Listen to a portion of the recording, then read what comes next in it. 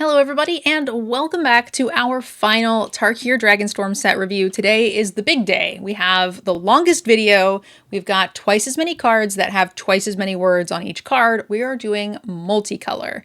We've got Yanks on the call, and we're going to be going over every single multicolor card and giving it a rating between 1 and 10 based on how we think it's going to do in the average limited deck. How you doing, Yanks? Good. I mean, it could be worse. It could be Strixhaven, where we had twice as many cards with twice as many words, and half of them had a second side on the back. Yes, I imagine the text is much smaller now these days, though. So, True. I'm fully prepared to lose my voice. Let's jump straight in so we can keep this as short as possible with All Out Assault. This is a Boros enchantment for 5. Boros Mardu. I was 2/3 right. Okay. Off to a great start. Creatures you control get +1/+1 and have Death Touch.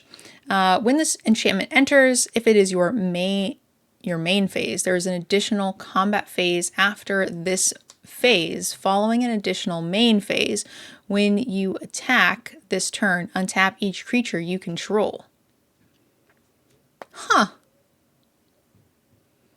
Okay, so you play this, assuming you don't cheat it in somehow at instant speed, you get a second attack, and then another main phase. Yes. The Anthem effect is nice, and I love the idea of the mobilized tokens having Death Touch. So I feel like even if hypothetically the second main phase is not great, I'm still pretty on board with this. Agreed, especially because the mobilized tokens, unlike some temporary tokens, don't go away till end of turn. So it's not like they die at the end of combat. Yeah, so you would get double mobilize, huh? Yep. And then, in addition, even if they do block the things that are mobilizing, those things had Death Touch. So the mobilized tokens that they didn't block get to come back and attack again anyway and still have Death Touch for a turn. So this card feels really strong. It feels like a game changer to me. And is very much what Mardu's trying to do. Obviously, you have to have creatures. You can't be very far behind because it's, needs the creatures. But because it is so on point for Mardu, I'm willing to give it the benefit of the doubt that this is what your curve top out is. Random 2-drops are also bad top decks, even if they're incredibly powerful 2-drops. I think this is going to win games. I'm going to say it's an 8. I think it's an 8 as well. Mardu, unlike in a lot of other sets, so Anthems in this set specifically for Mardu, the problem with Anthems is, like you said, you need to have enough creatures on board. But with Mardu, every mobilized creature is an army unto itself. Yeah, there's even lands that make creatures. Also, just one note on this card: don't play this card in your second main phase. You would still get another attack, but all of your stuff would be tapped. So that won't help. Yes, because you have to attack to get them to untap. When you attack, you untap. Oof. Yeah. I mean, I think I would have caught it, but like in my head when I read it the first time, I didn't even care to parse that out, so I didn't. Quick shout out to Tulock. Welcome. We are recording for YouTube set review for Multicolor Tarkir. For those of you guys who are Magic fans, welcome to the channel. Yeah. What do you think rating wise? I'm with you on an 8. All right, we're off to a great start. The first one took us 4 minutes. Armament Dragon, 3 and Abzan for a 3/4 flyer. When this creature enters, distribute 3 +1/+1 counters among 1, 2, or 3 creatures you control. It doesn't say other, so you can just make this a 6/7. Yep, no reason you can't. I like the counters going other places because that's something that Abzan cares about. So I feel like, though this is a little bit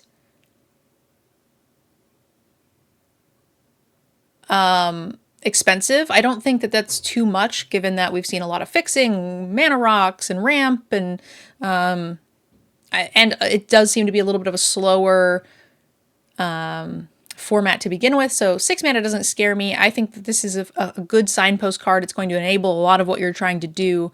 I'm extremely happy to have this in my deck. I'm going to call that a 7. I like this as a 7 as well. You're on or above rate given the flying and the flexibility makes it that good. Next up, oh, someone is asking, did I misread?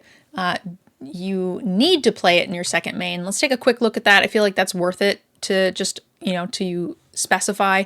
So when this chant enters, if it is your main phase, there is an additional combat phase after this, followed by an additional main phase. So I think you're basically getting the additional combat and main before the original combat and main to ensure that you're getting the untap ability, because I think what Yanks is saying is true. It says, when you attack this turn, untap those creatures you control. The wording, and I know why they have to do it, but if additional is awkward because it makes it sound like it has to be a second one, but it doesn't. You're actually getting it before, right? The main. Yeah, if you play this in your first main phase, it will then go to the additional combat phase, additional main, regular combat, second main. Yes. You can do it the other way around. The problem is that you just don't get to untap your creatures. So let's say you attack and you get to draw a card. And you draw into this. You can still cast this on your second main and then attack with any creatures that maybe had vigilance or didn't attack the first time. That's fine, because they have death touch now, so maybe they can just attack. But yeah, you don't get to untap them if you play it in your first main, so it doesn't help as much. But you do get the extra combat. Sure, that part definitely does still work. Okay, next up, we have 2 mana. We have Simic for return target card from your graveyard to your hand. I would normally say this is a 1-for-1 that I don't care about, because the card in my graveyard would have to be extremely good for me to want to pay the 2 extra mana, because you might have this early. It's kind of a dead card until later in the game. Maybe the average value of cards in your deck is pretty poor because you didn't open anything good. Who knows? So normally I'm not interested in this, but I will say that there is a synergy here with things leaving your graveyard, whether that's into exile or returning to your hand or returning to the battlefield. So this is a good way to get that value to trigger in addition to getting whatever your best card is. So that feels pretty fine. Seems playable to me. I'm going to say that's a 5. I think so too. It's a similar issue to tutors, right? Like how good are the cards in your deck that adding 2 mana to them really helps. But if the card is good enough, it is instant speed, which is nice. Yeah, definitely nice. Yeah, but you untap when you attack next. But the problem is when you attack next, the creatures have to untap, right? It doesn't say when you go to combat, untap everything. It says... So you play this first main phase, you go to the additional combat phase, you attack with 3 creatures, and then when you next attack, so when that happens, trigger goes on the stack, and you untap all 3 of them. Oh, so you can cast in the second main then? No, because they're already tapped, so they can't attack at that point. They've said, assuming they're tapped from the first attack. Yeah. For some reason, when you said it the second time, I thought you were saying when you go to attack, you untap them. But no, yeah, you're right. So the way we said it originally is correct. Yep. You can't cast it first, or you can't cast it second, otherwise they don't untap. Yep. Yeah, it's already tapped. If you cast it after in your second main, you do get the other combat, and if you had something that was untapped to attack with, it would untap everything, but you just wouldn't get the benefit of being able to attack with those other things a second time. Yeah. So if you had a vigilance creature, that would work. Yep. But it would untap them, but they wouldn't attack. Yes. Because you wouldn't then be able to redeclare. No, you'd get them all untapped for blocking. For block, yeah. Or harmonize in your 5-color Mardu Teamer deck. Yeah. Yeah, there is no untap and then go to attacks. It is go to attacks and then untap, which is enabling you to go back into your second, which is your original combat phase. Yeah. Sorry that card is so weird. Yeah. It's just so weird that and people are actively chatting about it, so I want to make sure we got it right. Yeah, absolutely. Awaken the Honored Dead. We have a Sultai. Should definitely just say for the rest of the turn, untap all creatures when you go to combat. I mean, Agreed. But that would... Somebody would break that. in Yeah. Commander or something with multiple extra attack phases and things like that. That would make it simpler. Also, like, it's meant. I like the way that it's worded because your opponents go into it knowing that there's a second combat. I would hate. There's something to be said for not allowing them to have to figure it out post combat, right? Like, then the card gets a lot better, I think. If you can be like, surprise, you blocked poorly because I have a second combat. I think that gives them an extra wheel to turn on the power level assessment.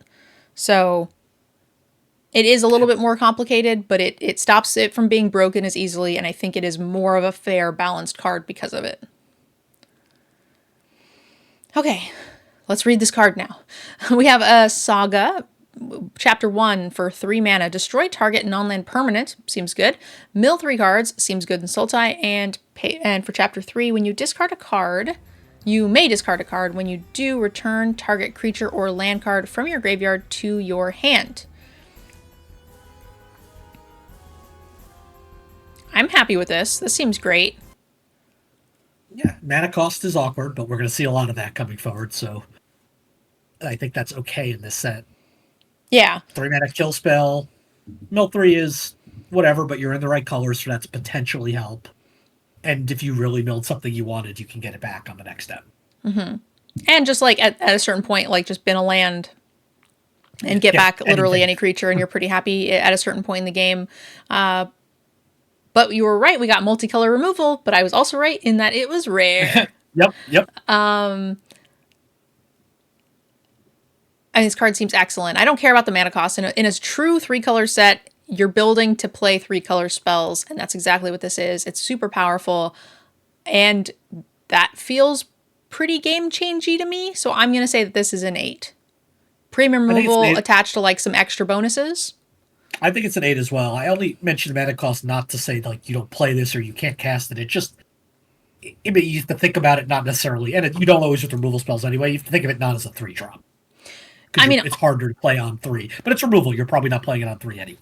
Also, it's premium removal and non-land permanent. Like, I'm far less interested in casting that on like a 3 or 4 drop anyway, because I want to save it for like equipments and yeah, exactly. Ugins, you name it. Shout out Yanks. Thanks for the gifted sub. Appreciate you. I got to give a sub to my healer in my key group. Fair. Moving on, we have a Orzhov enchantment, 4 mana. You get, when this enchantment enters, you choose Abzan or Mardu.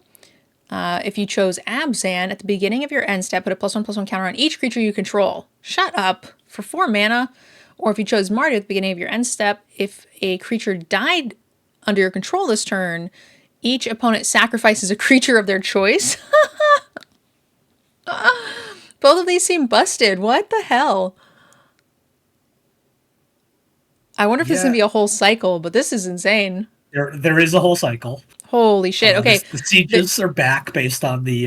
there was a spell that said, like, do 3 damage or destroy an enchantment or whatever. Like, bump that card, whatever that card was. I think there's 1 or 2 of them throughout the set. Whole point up.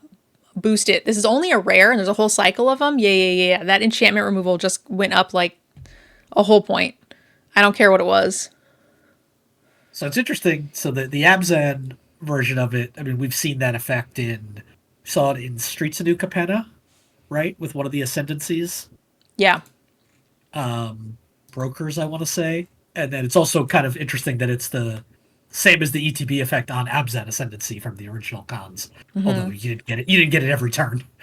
The Mardu one is interesting because I believe it doesn't work timing-wise with... I'd have to check if it works with Mobilize. Because they also die at the beginning of your... I'm 100% sure it does. If it doesn't, then this is the stupidest mechanic in the world. It should, but it's based on creatures of yours dying under your control when the entire mechanic that they have is about your creatures. Nope. It doesn't work? Baron Step Siege's Mardu ability will check as the end step starts to see if a creature died under your control this turn. If none did, the ability doesn't trigger at all. That's some bullshit. They So, did. now, They did granted, Mardu dirty. Now, in fairness, those tokens are probably going to get blocked anyway. Exactly. To have an ability like this that is designed for creatures to die that doesn't function within the creature. Now, maybe they did that because it's too good, but like That would be my guess. but still, come on, like then make this less good. I don't know what to like tell you about it. Like, how are you going to design a thing about creature death when your mechanic is creature death and it doesn't trigger with creature death? Like, that doesn't make any sense. Yeah, the unfortunate thing with that isn't that it's not good enough or it's too good, is that it's just going to be a problem and confuse people. Like, they're like, why doesn't this? So everybody that pre-release so that is going to be saying, why doesn't this work? Nobody's going to believe me when I tell them it doesn't work. No. And it doesn't make any sense that it doesn't work, and I'm outraged that it doesn't. I thought it didn't, based on the way it was written with the if conditional. So if it's 0, then it doesn't even trigger at all. But it's still really good because those idiot tokens are getting blocked anyway. So tokens and artifact whatever creatures will trigger this if they die. But this is still stupid, right? This is this is absurd. A 9. It doesn't just outright run you the game, but it will. It will in those two archetypes, yeah. Yeah, it's doing crazy, absurd things in both archetypes, and if left to do what it wants to do, it's winning the game. Exactly. Okay, 9, moving on. Baitor, Kin to All, 2 and... What? How good are you with this card? I am a master at Baitor, Kin to All. Whatever. You got... Okay. I'm gonna have to show that clip. I'm gonna have to show that clip. I feel like I have to show that clip for YouTube. So YouTube, hey YouTube, I don't know if you know this, but I have a commander show. It's called Decked Out, and you should definitely go check it out because we need your love and support. And I'm gonna show you a little clip of our game that comes out on Friday. Yeah. You're seeing this video on Wednesday. Our video comes out on Friday. It's the new precons for Tarkir Dragonstorm. And I have a short, teeny tiny clip for you that I'm going to make YouTube sit and watch so I can plug my show because it's really relevant to what Yanks is making fun of me for right this minute. So here you go, guys. By the way, do you know how difficult it has been not to make a joke about mastering this card, that commander? What do you mean? I keep looking for them. That's playing it wrong? Vine Boom. Nope. But there's if you were say you were especially good at using this card, like you are a professional, or maybe you're a pure expert at your commander, what would you call that person? Or if they're really bad at it, but they wanted to improve, you would tell them to spend some time and practice until practice they are becomes an expert. And what's maybe even higher than that? Who would you a grandmaster? Oh, okay. A little lower. A Jedi. I don't know. What is happening? See, this is the example of the purity here. That is it dirty? What's the joke? We were looking for master. Masturbator? Masturbator. Oh, there we go. Got him. Stop. Circle meets square. What's up? Anyway, you guys, that's our commander show. You should go check it out. It's called Decked Out. You can find a link to it on the homepage of our YouTube channel. The Jedi is what makes it art. I couldn't think of any other words that were very skilled or whatever nonsense they were trying to get me to say. So anyway, that's what Yanks was giving me shit about for right now. So anyway, Baitor, Kin to All, 2 and Abzan for a 5/7 with flying at the beginning of your end step. If creatures you control have total toughness 10 or greater, draw a card. If creatures you control have total toughness 20 or greater, untap each creature you control. This is all to be end step. Okay. If you, God, why is there so much words? If creatures you control have total toughness 40 or greater, each opponent loses half their life rounded up. Okay. Well, I feel like the 40 toughness is kind of irrelevant and limited because I feel like if we've gotten that far, we like the game's over. So I don't care about that text. I care a lot about the draw card. Agreed. The 10 toughness is the best one, and you only need 3 more after this guy. I was thinking even 20 is pretty doable because you need 13 more, which, like, there's plenty of idiots. You know, you'll have a 4/4, a 4/4, and, like, whatever else. So, like, it's not unattainable. So I'm just going to rate it on those 2. It's a 5 mana, 5/7 flyer, which is already fucked up. like, let's be honest. That's big. Red's not killing it. That's some thick, chonky donk action right there. So it doesn't do anything, right, when it comes in.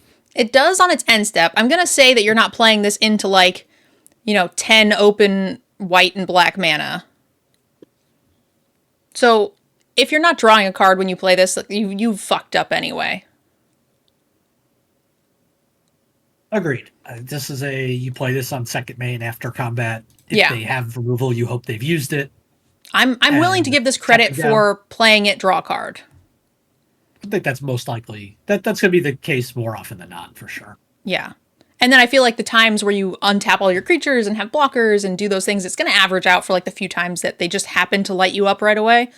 But it's still... Yeah, I think the bigger concern on not drawing a card isn't that they kill this. It's that they kill, your 3/3 to keep it under 10 and then untap and kill this. Yeah. But I still think that's fine. I agreed. Like, it's a massive, massive creature for the mana cost that you're paying for. So I don't care, and I'm going to say that this is an 8. I've got his at 8.5. Fair enough. Okay. Go ahead. Bone Cairn Butcher. 1 and Mardu. 4 mana for a 4/4 demon with Mobilize 2. Attacking tokens you control have Death Touch. So yeah, this is exactly what Mardu wants to be doing. You're getting on rate plus the Klein ability. Your tokens, while attacking tokens have Death Touch, these tokens are always attacking because that's what Mobilize does. Yep. This is a reason to be in Mardu. This is like a payoff card. I think this is everything. If you don't have cards like this, then you just shouldn't be in that archetype, really. Like, we kind of need something to make the mobilized tokens more valuable. We saw that the enchantment did this, and this is just the uncommon version. I think this is super duper important. And I do think wins games, right? It doesn't need to attack. It can, but if it's not safe to attack, you could attack with, like, your flying mobilized card and then get in for a little chip damage. I've got this at like 7. I also have it as a 7. Very, very important. Wooburg, Call of the Spirit Dragons. It's an enchantment. Dragons you control have indestructible at the beginning of your upkeep. For each color, put a +1/+1 counter on a dragon you control of that color. If you put a +1/+1 counter on 5 dragons this way, you win the game. For each color... Okay. So you have to have a dragon of each color. The average deck, 0. Does not matter. I don't want to say this is not playable because 5-color soup good stuff was an archetype in the original Tarkir. And I think the mana base is there for that to happen, and there does appear to be enough dragons in every color to be viable. Do I think you're going to win by having 5 dragons on the board of each color? No. Do I think that you could have a really solid 5-color soup dragon deck that this would be happy to run in even if you didn't happen to have a red dragon? Well, that's probably unlikely, but a white dragon, whatever. Yes, I think there is a deck that wants this. Also, if you have, like, Baitor which is Abzan, you can put 3 counters on him. He can count as white, black, and green. You could be the master Baitor of counters. Exactly. If this gets flagged, I swear to Jiminy Christmas. That's a question because I actually just looked up about if you have Tiamat. Not that that would apply here, but the last part of this only applies if you put it on 5 different dragons. They win the game clause. Okay, so Masturbator would not work. No, I mean but it would for getting 3 counters on it. Yeah. So I like it for the counter clause in a dragon deck, and I think a soup deck is relevant. So this is like a pack one, pick one, build around. We're going to rate this as 0, but I will be planning to get crumble cookies by playing it. So here we are. That seems reasonable.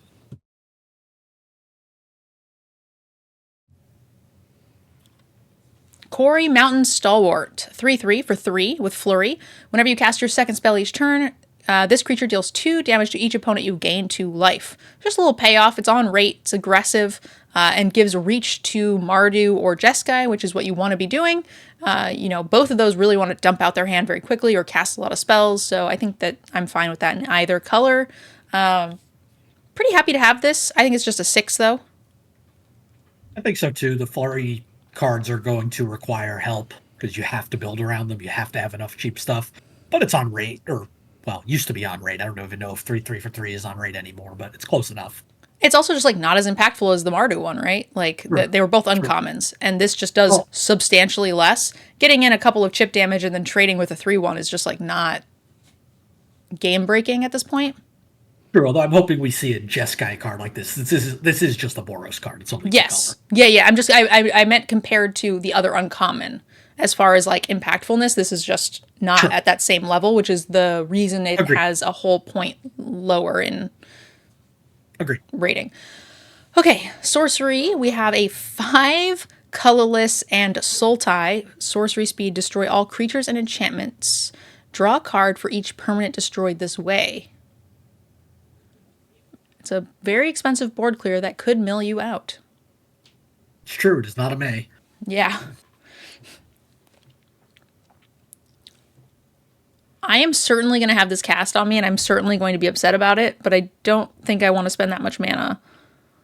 God, but after a board clear, can you imagine drawing like 6 cards after a board clear?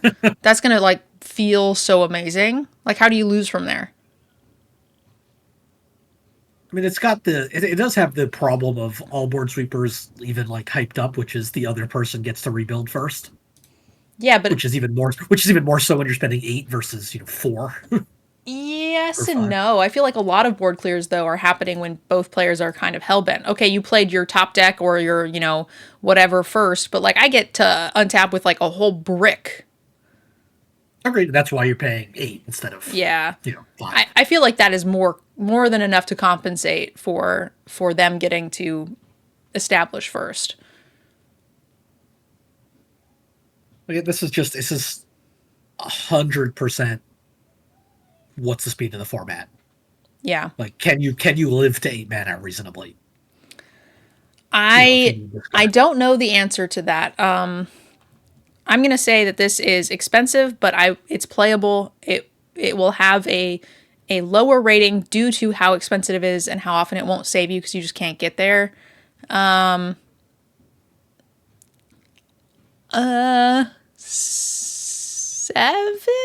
I feel like if you're casting it, you're winning. I don't know. This is hard. Agreed. It's just, are you getting to cast it? It's the same question we had with Ugin earlier. Yeah. I will say this is a 7. I think so. I mean, the impact of this card is like a 10, but it's an 8 mana spell.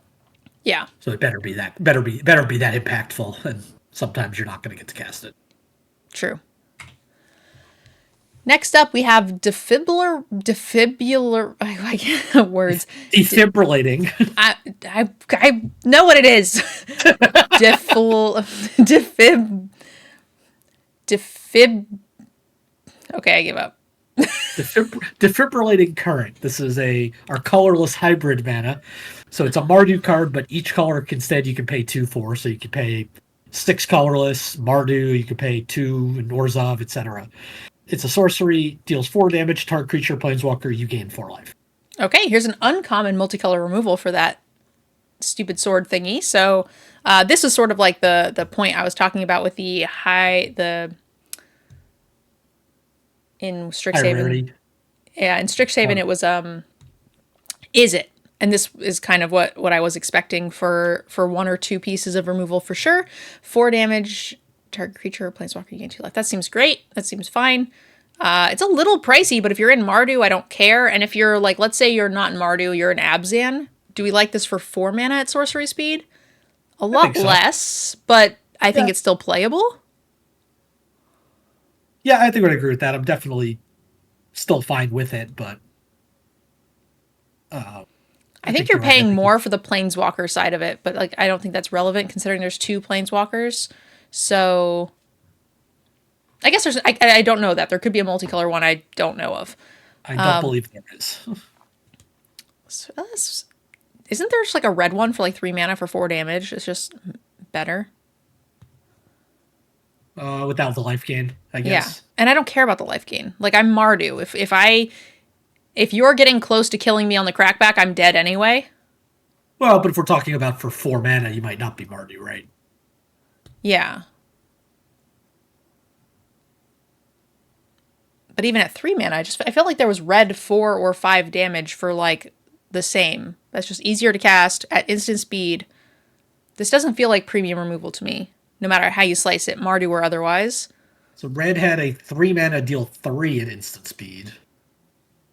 A 2 mana deal 4 at sorcery speed. Yeah, 2 mana just sounds way better to me. With Behold a Dragon, so it could be... the Behold a Dragon gives it flash. Okay. Yeah, I meant at sorcery speed, actually, is still fine with me. So that felt like premium. This does not. I'm still going to say it's worth playing, but like not at an 8. Probably at like a 7? I think so. It's definitely not premium, but you'll play it, especially if you can cast it for 3 mana. Disruptive Stormbrood. Defibrillating. Sorry, I had to try again. Disruptive Stormbrood, 5 mana for a 3/3 flyer that when this creature enters, destroy up to 1 target artifact or enchantment. Yes, please. After we've seen what these multicolor enchantments look like, hell yes. Or you could destroy a creature of power 3 or less for 2 mana. All of those things seem on rate, and I'm very happy. I'm not cutting this card, like, ever. If you're in both of these colors, obviously if you're in one of these colors, if you're just in green, it's a 5. If you are just in black, I'm still here for it. It's a 7. And if you're in both, probably still a 7. Like it's not single-handedly winning games, but it is very powerful. I think that's right. I think you're looking at a 7 if you're in both. I do like the fact that because this is a 3-color set, it's almost like you have a better chance of being able to play this because it's not just Golgari decks that can play it, it's Abzan and Sultai decks. Yeah. And you're more likely to have that, so. Yeah, this is going to get played, like you said, in 2/3 of the decks, right, that care about either of these colors. So, exactly.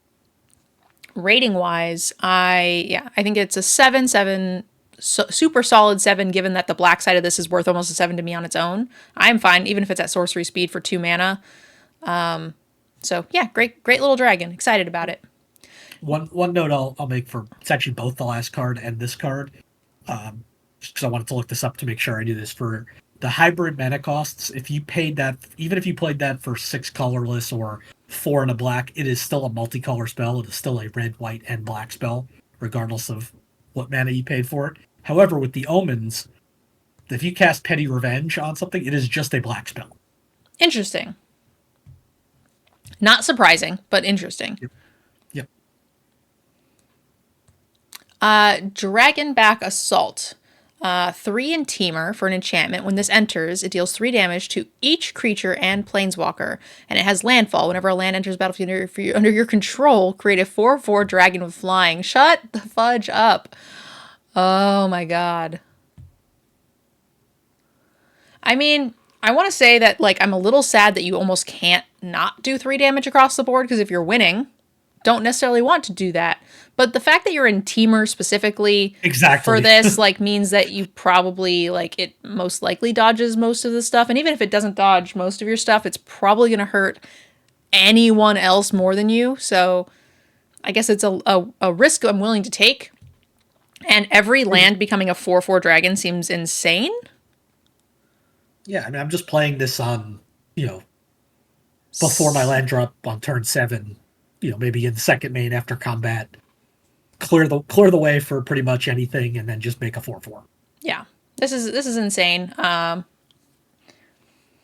Obviously, it doesn't win the game instantly, but it will certainly will. So 9. 9, and I mind a little bit less that maybe I even have to wait a turn potentially to get a creature or something because it's an enchantment, so it's harder to kill. It's not like they just have removal spell ready for it all the time. Yeah, it's not like Although, with the enchantments we're seeing, maybe people are playing those a lot. Yes, but it's not like Tatiova where you're like highly incentivized to wait till turn 6, right? Like you could just play this on 6 and then wait for a land. I feel like that one window gap is like fine for enchantments, but Tatiova, you really, when it's on a body, you really need to do the ability. So, agreed. Although it is a huge feel bad if they do somehow kill it. I mean, assuming you didn't get the edge already from blowing everything up in Teamer. Sure. Like Sure. there's a good chance that the board clear itself just kills everyone. That just the board clear itself just wins you the game, depending on where you're at, of course. Certainly can. Dragonclaw Strike, another Teamer hybrid. Double the power and toughness of target creature you control until end of turn. Then it fights up to one target creature an opponent controls. That's really big. I mean, I feel like it could just fight the one blocker and then kill someone because it's like, surprise, 10 damage. For the most part, assuming you're in team where you have something decent sized, like doubling the power, toughness, and fighting is probably similar to a bite. Probably not going to trade off at that size. Now, it's a problem with like Death Touchers and things like that, but... That said, it feels a lot like the removal spell. Like, I like the spell, but it feels chunky and overcosted, and I'm still playing them, but sometimes I would just rather have the 2-mana fight in a lot of cases. I think I agree. I'm guessing maybe some of the overcost here is that, so, this is a Teamer card, but I mean, you can play this in Abzan. Yeah. Right? Like, you can play it in anything. I mean, 6 mana is pretty rough, but, you can play it in, I guess that's probably why you're getting punished a bit on the rate. Yeah, but I'm just wondering, like, even if you are in, Sultai or whatever, like, for 4, assuming this is 4 mana, would you just rather have a bite? Like, whatever green's good, thing is? I think I was more with I think I'm still with you on this. I think I'm more with you on the defibrillating current, because the life gain is, no matter what, it's always just going to be like kind of an okay bonus. Here, the double power toughness could be real. It could kill someone, absolutely. I think this is better than that, but it gives me that same feeling of like... It does. The thing it's giving me is not... I'm not super thrilled about, but I'm still playing it, yeah. So I still think this is very good. I'm not cutting it. I'm going to call these it seems like I'm most likely going to call this a 7. It is the not premium version of whatever it is that it's doing. Like, this is the fight spell. I feel like this is not the premium fight spell. This has the higher ceiling, but it has the much lower floor. The last one, I think, was like kind of always a little worse than the other stuff. Here, like specifically in Teamer, like this is way better than the other one was specifically in Mardu. But you're right, it does have a lower floor, so I think I'm with you on it's not quite premium at a 7. All right, Effortless Master. 4 mana for a 4/3 with Vigilance and Menace. This creature enters with 2 +1/+1 counters on it if you've cast 2 or more spells this turn. So you want to cast this as your second spell, which these colors want you to do anyway, so you're sort of getting an added bonus for playing 2 spells. So yeah, that looks like a good signpost to me. This is better than the Boros one, I think. It's better than the Boros one. It's also not the worst thing that, if you have to just play this on its own, 4/3 Vigilance Menace is okay. Yeah. I think I'm not ever cutting this. I'm pretty happy with it. I'm going to call this a 7. You get a 7, and it's a nice little counterpart, like you said, to Flurry, where you can get some set design where you get some things that want to be the first spell and 2, and some that want to be the second, and you can get both to trigger. Well, not just cards that want to be the first, but cards that want you to cast 2, like Exactly. The first of 2, yeah. Yeah. Eshki Dragonclaw, 1 and a Teamer for a 4/4 with Vigilance, Trample, and Ward 1. At the beginning of combat on your turn, if you've cast both a creature spell and a non-creature spell this turn, at the beginning of combat on your turn, okay, draw a card and put 2 counters onto Eshki. I mean, it's a great rate. It's got great words. It's got bonus, get bigger. Yes, 8. 8, although odd for Teamer. Like, the multiple spell thing is a little weird, but it's okay. Not every card has to be perfectly what they're trying to do in this set. I agree. I mean, I don't agree. I understand where you're coming from, but I think Teamer aesthetically is known for casting big creatures and is-it spells. So it's incentivizing you to be within the flavor of Teamer, not necessarily the double spells of Flurry. Does that make sense? It does, but Teamer also is trying to do big things, making it harder to double spell. I always thought that was a little bit more like Abzan. Like, Abzan had the big rhinos and the 5 power booties, whereas this was like 4/4s, but also like burn spells. Was always the vibe I got, that Teamer was like the larger creatures, but not the largest, mixed with the spells. Am I mistaken? Am I misremembering? No, I think it's probably been a little bit different in each, in commons versus dragons versus what we're going to see here. Yeah. In my head, I always just thought Teamer was, for the most part, you're thinking like Bear's Companion, which was a 5-drop, or if I were to visually describe Teamer to someone, I would say a wizard riding a bear. Where I would say for like Abzan, I would say like a warrior riding a rhino, if that makes sense. I don't know. That was the vibe I got. So to me, aesthetically, this seemed like a correct set design. Sure. It's not way off, even if it is off. I mean, I would share which we could disagree on. It's certainly not crazy. Yeah, and I think you're right that this sounds like Flurry, right? It sounds like Exactly. what Jeskai is supposed to be doing. I just think that they designed it for the aesthetic as opposed That's to fair. for the mechanic, which, whatever. Which is fine. Yeah, there's nothing wrong with that. 8? Agreed. 8. All right. Fangkeeper's Familiar, 1 and a Sultai for a 3/3 with Flash. When this creature enters, choose 1, gain 3 life, and surveil 3. Destroy target enchantment or counter target creature. All of these things are excellent, especially the enchantment. Yes, this card's excellent. I love this card. I'm never cutting it. I don't know where, like...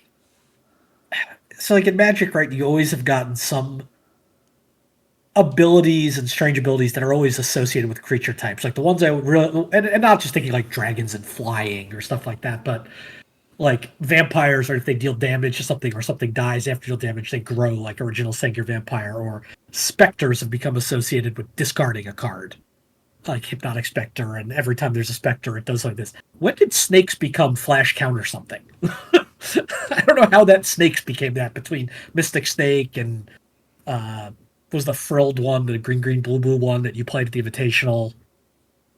The Frilled Mystic. That's like a merfolk, but yeah. Or Prowling Serpapard is a snake. Like, they're just kind of weird. I don't know. That card's great. I just think that's kind of funny that snakes become associated with countering creatures. Agreed. I mean, if I were to think of a snake, I think Sultai is what I would guess. So, like, I don't know, it fits. I agree. It's a weird transition from being like a mono green 1/1 Death Toucher, but yeah, it's probably mostly kind of like Spectre happened because Hypnotic Spectre did that, and it just became associated with the creature type. But it probably happened with snakes because Mystic Snake did that back in Apocalypse, and it was a popular card, so now snakes had to do that. Now, whenever they do that, they put it on a snake. Yeah. And I mean, honestly, just like I said, aesthetically, it makes sense to me. So snakes are known for being like tricky and deceitful and story-wise, right? Like, I buy that. Sneakity sneak, Sultai counter snake. I'm in for it. That said, I like this card 7.5. It's not winning the game, but it is a fantastic card that will certainly get you a good chunk of the way there. Yep. You can ambush things, ton of flexibility. Yes, and destroy their enchantment bombs, counter a creature spell. It does literally everything you want at every point in the game. It's fine rate. This is an excellent card. Felithar, Dawn of the Abzan. For just an Abzan, you get 3/3 with Trample. When it enters or attacks, you may sacrifice a non-land permanent. Then, when you do, put a +1/+1 counter on each creature you control. So Abzan makes some tokens. So you get to do that. We didn't see much in the way of treasure and food this set, right? No, I think we saw one treasure token generator. I don't think we've seen any food. You can stack your mobilize to sack tokens that way, which is kind of cool. Yep. You can even get it. You can even get it second main phase when you play it to grab a mobilize token as well. Yeah, and then when you attack again, you get the mobilize token. So I think this is good. I mean, it's like on rate as is, a little hard to cast, but I think that this is certainly a card that can win you the game. Needs some help, needs to live, needs to do the things. So, and you need to have the tokens. Obviously, it needs a lot of help, but I think it's an 8 when things are going its way. I think so as well. I also just kind of like the callback to original cons, right? When they did all the clan leaders, Anafenzo was the Abzan one, and it cost. There's a thing with Abzan, they really like just white, black, green without anything else as their clan leader again. So just thought that was kind of interesting. Yeah. Without any colorless mana. Good callback. Next up, we have Flamehold Grappler for I don't want to fight that person. Those things are scary fire hands. Yeah. See, that's what Aang's going to look like bending fire. 3 mana, 3/3 with first strike. When this creature enters, copy the next spell you cast this turn. When you cast it, you may choose new. Yeah, if it's a creature, it becomes a token, which seems fine. It's just 3 mana, so I think that's great. It's a first strike 3/3 for 3, so even if you've got to just run it out there, that's okay too. It's great. You play your Flamehold Grappler, and then you play your Effortless Master, and you get 2 6/5s. Is this winning the game if left alone? I think the answer is no. No, on average. It's only an ETB. It doesn't happen. And you have to have a really big spell, and I feel like most often, like, you're going to just be casting a 2-drop and you're going to be pretty happy about it. So I would say this is like 7. I think it's a 7. You're going to get... You're likely, the good thing is you are in Jeskai with this card, so you're going to have a decent amount of cheap spells to cast, so you're not necessarily have to be stuck with this until, like, turn 6. You might have a cheap removal spell you can get two copies of on turn 5. And I totally agree with that, which is why I think you're not ending the game when you cast this. Agreed. Because you're mostly trying to get that value and get your 3/3 with first strike on board as soon as possible, so you're casting a 1 or a 2-drop a cycle thing, which is still fine. This feels like one of the first cards we've seen this set where people are going to make the mistake of just not casting it on its own when they should, and die to having, getting overrun while they sit with the 3/3 in their hand. Yeah. They're trying to get value. HD suggests copying the Wooburg Tiger, and I'm here for it. Like, that sounds great. 10 mana. 8 mana to generate 10. Yeah, how is that not a W? Let's move on to Frontline Rush. We have Boros. Gives you choose 1, make 2 goblin tokens, or target creature gets +X, where X is the number of creatures you control. It is instant speed, so your mobilize counts here.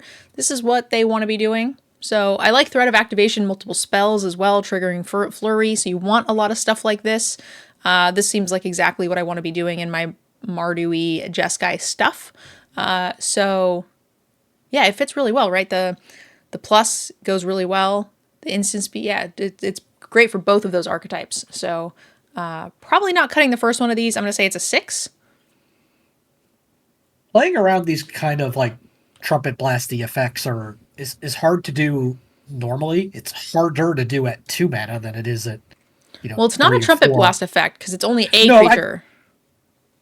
Oh, true. So it's more of like a run amok that's a fair point. equivalent, Then it's a 1. Shut up.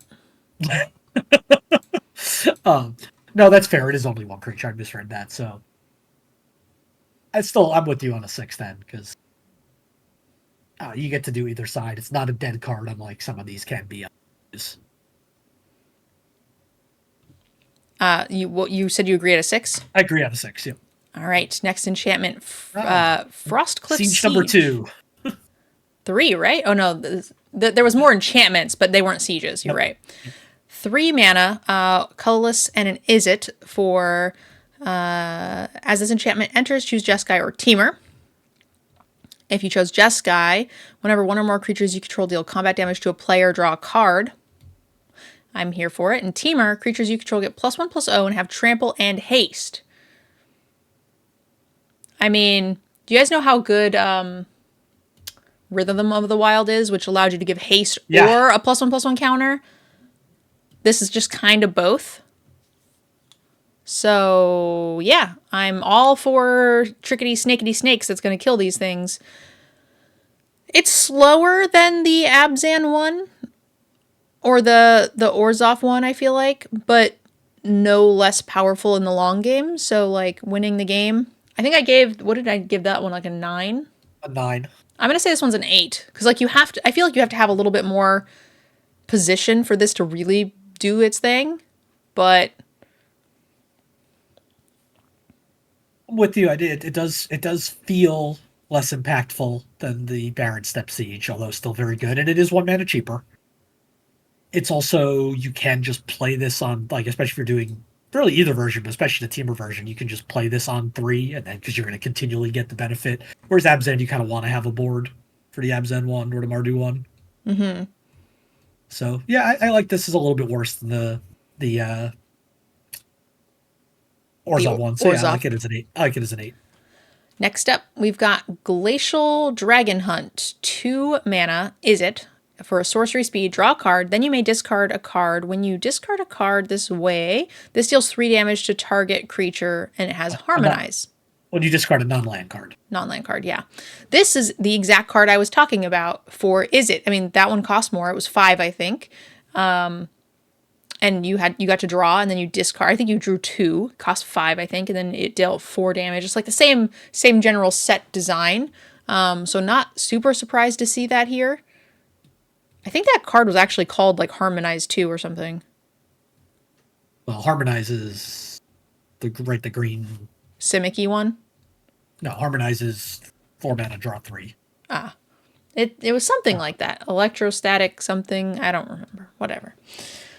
Draw a card, then discard. It's draw a card, and if you want to use the burn, you've got to discard a non-land. So that feels okay.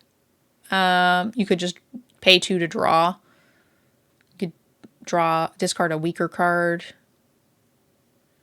It's basically cycle, and then if you get rid of a non-land, well, I guess you're down a card here, but you get Harmonize. So. Yeah, well, you're not down a card, you're even, right?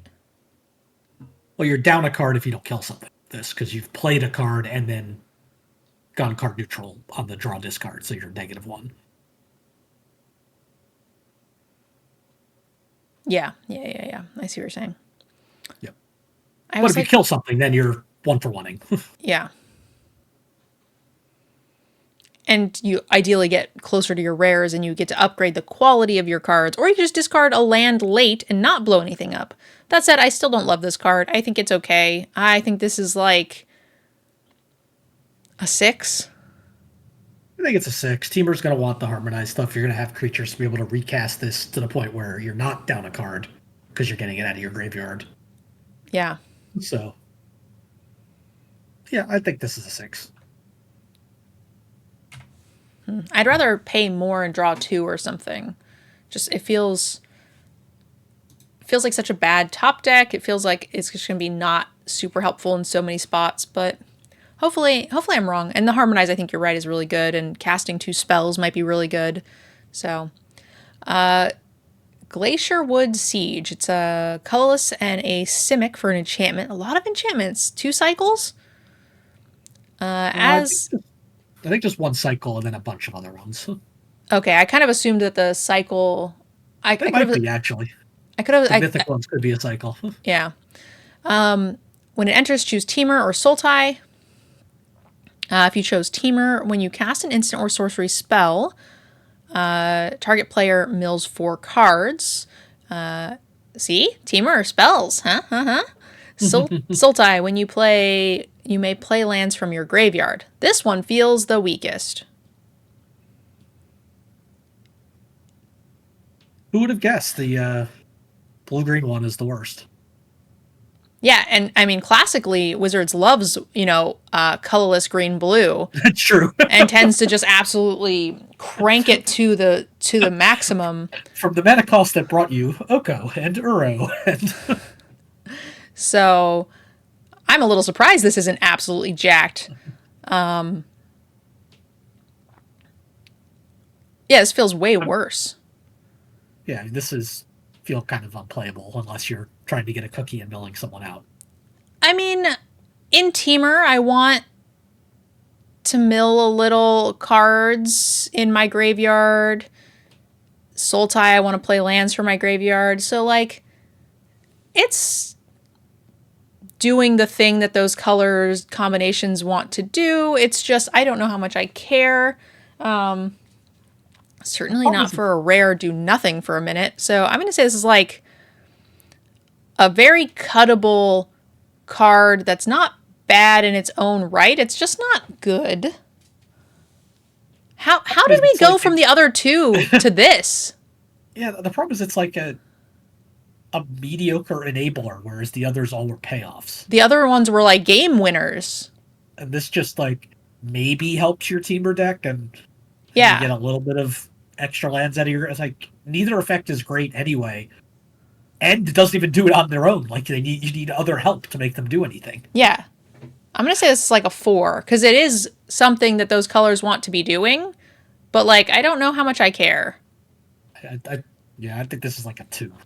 Wow. Okay. You're giving it even less credit. Wow. I mean, and to be fair, I feel like I was being generous. Because I feel like we actively want to be doing those things so much, so I'm willing to give it the benefit of the doubt, but you're right, it doesn't feel like it. Like, I actively want to be doing those things as an incidental bonus to something else. Yeah. Not as a card in and of itself. Yeah, agreed. Gurmag Nightwatch. It's another hybrid single mana cost thingamabob. 3/3 for 3 or potentially, 6. Human Ranger. When this creature enters, look at the top 3 cards of your library. You may put one of those back on top and the rest in the graveyard. Yes is fine. That's what I want to be doing in Sultai. Even if I don't want to put stuff in the graveyard, I still like the hand smoothing. And that the pseudo Surveil 3, it's not exactly Surveil, but it's close. Yeah. Is nice here. I probably am not playing this unless I'm Sultai specifically. So I'm not sure I want this at 4 mana. Maybe I could be convinced in Teamer too, because you don't mind putting stuff in your graveyard there. Yeah. I don't think I'm going to play this in like Abzan. I think it depends, right? Because Abzan has the surveil, revival. Nope, that's Sultai has Renew. Abzan is Endure. Oh yeah, I don't care about Endure. Wait. Yeah. What? It's Sultai, right? Yep, I think I'm playing this in Sultai or maybe Teamer. Yeah. Because of Harmonize as well. Yeah. I think that's fine. I think I agree with that assessment. That said, it's an okay card. I'm certainly not excited either way. It's probably like a 4 and not exactly Sultai, and then I'm willing to say it's a 5 in Sultai. That sounds right. Although I will say, like, this is the way I want to put stuff in my graveyard. Agreed. Right, like, as part of, on top of the body I'm getting, not the last card. Mm-hmm. Hardened Tactician. This is an 1 and an Orzhov for a 2/4. Pay 1, sacrifice a token, draw a card. This is exactly what I want to be doing in my Mardu decks, right? I want to be able, post-combat, or even in combat, sacrifice the token that they blocked from Mobilize, so you get extra value out of each one of those tokens. It's a really good payoff. Abzan makes some good tokens too, but I feel like I want to be sacking those much less.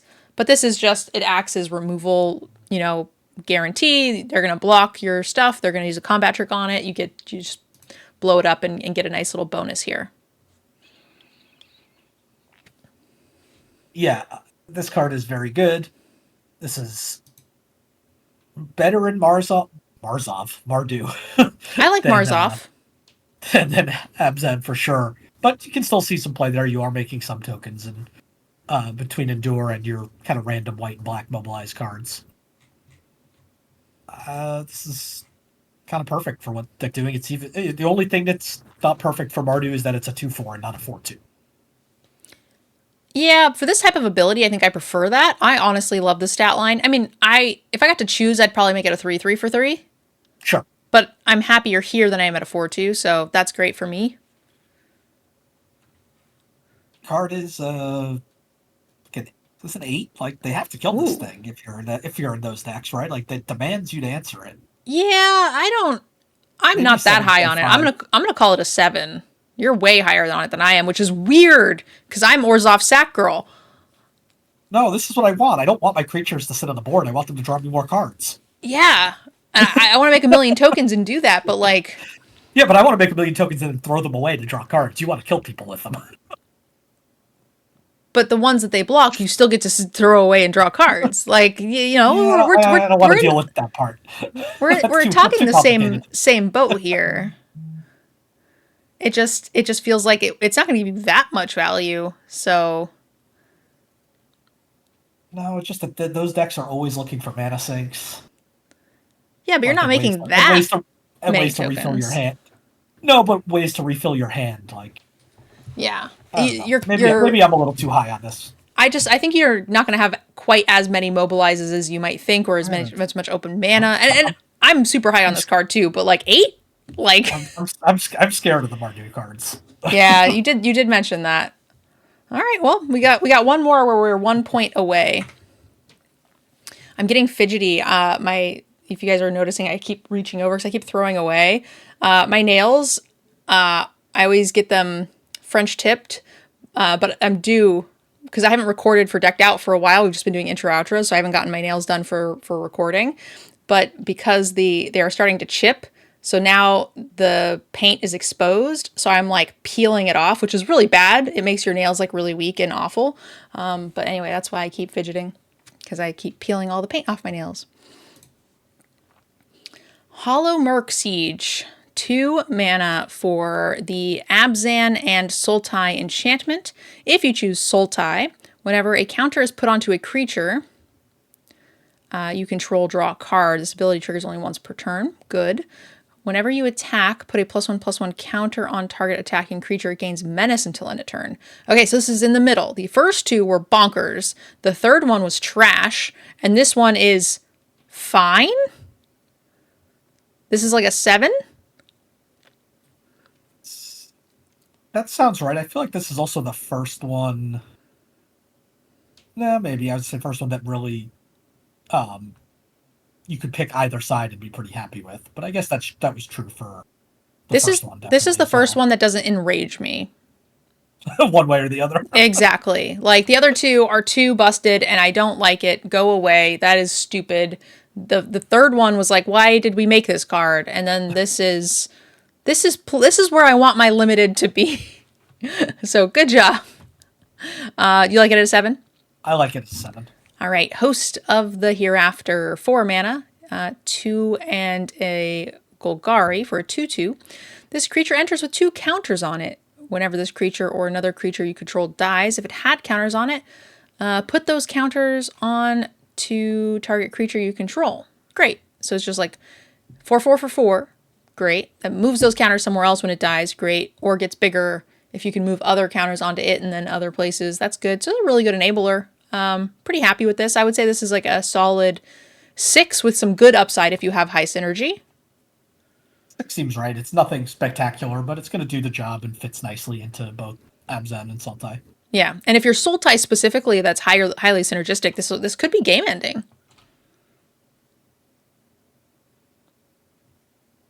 right? As you add counters to other creatures, those creatures die. They just keep moving around if this character is not being put at risk. You send in your other 4/4 with a counter on it, and then that has to move on to something else, and then those counters just keep getting worse.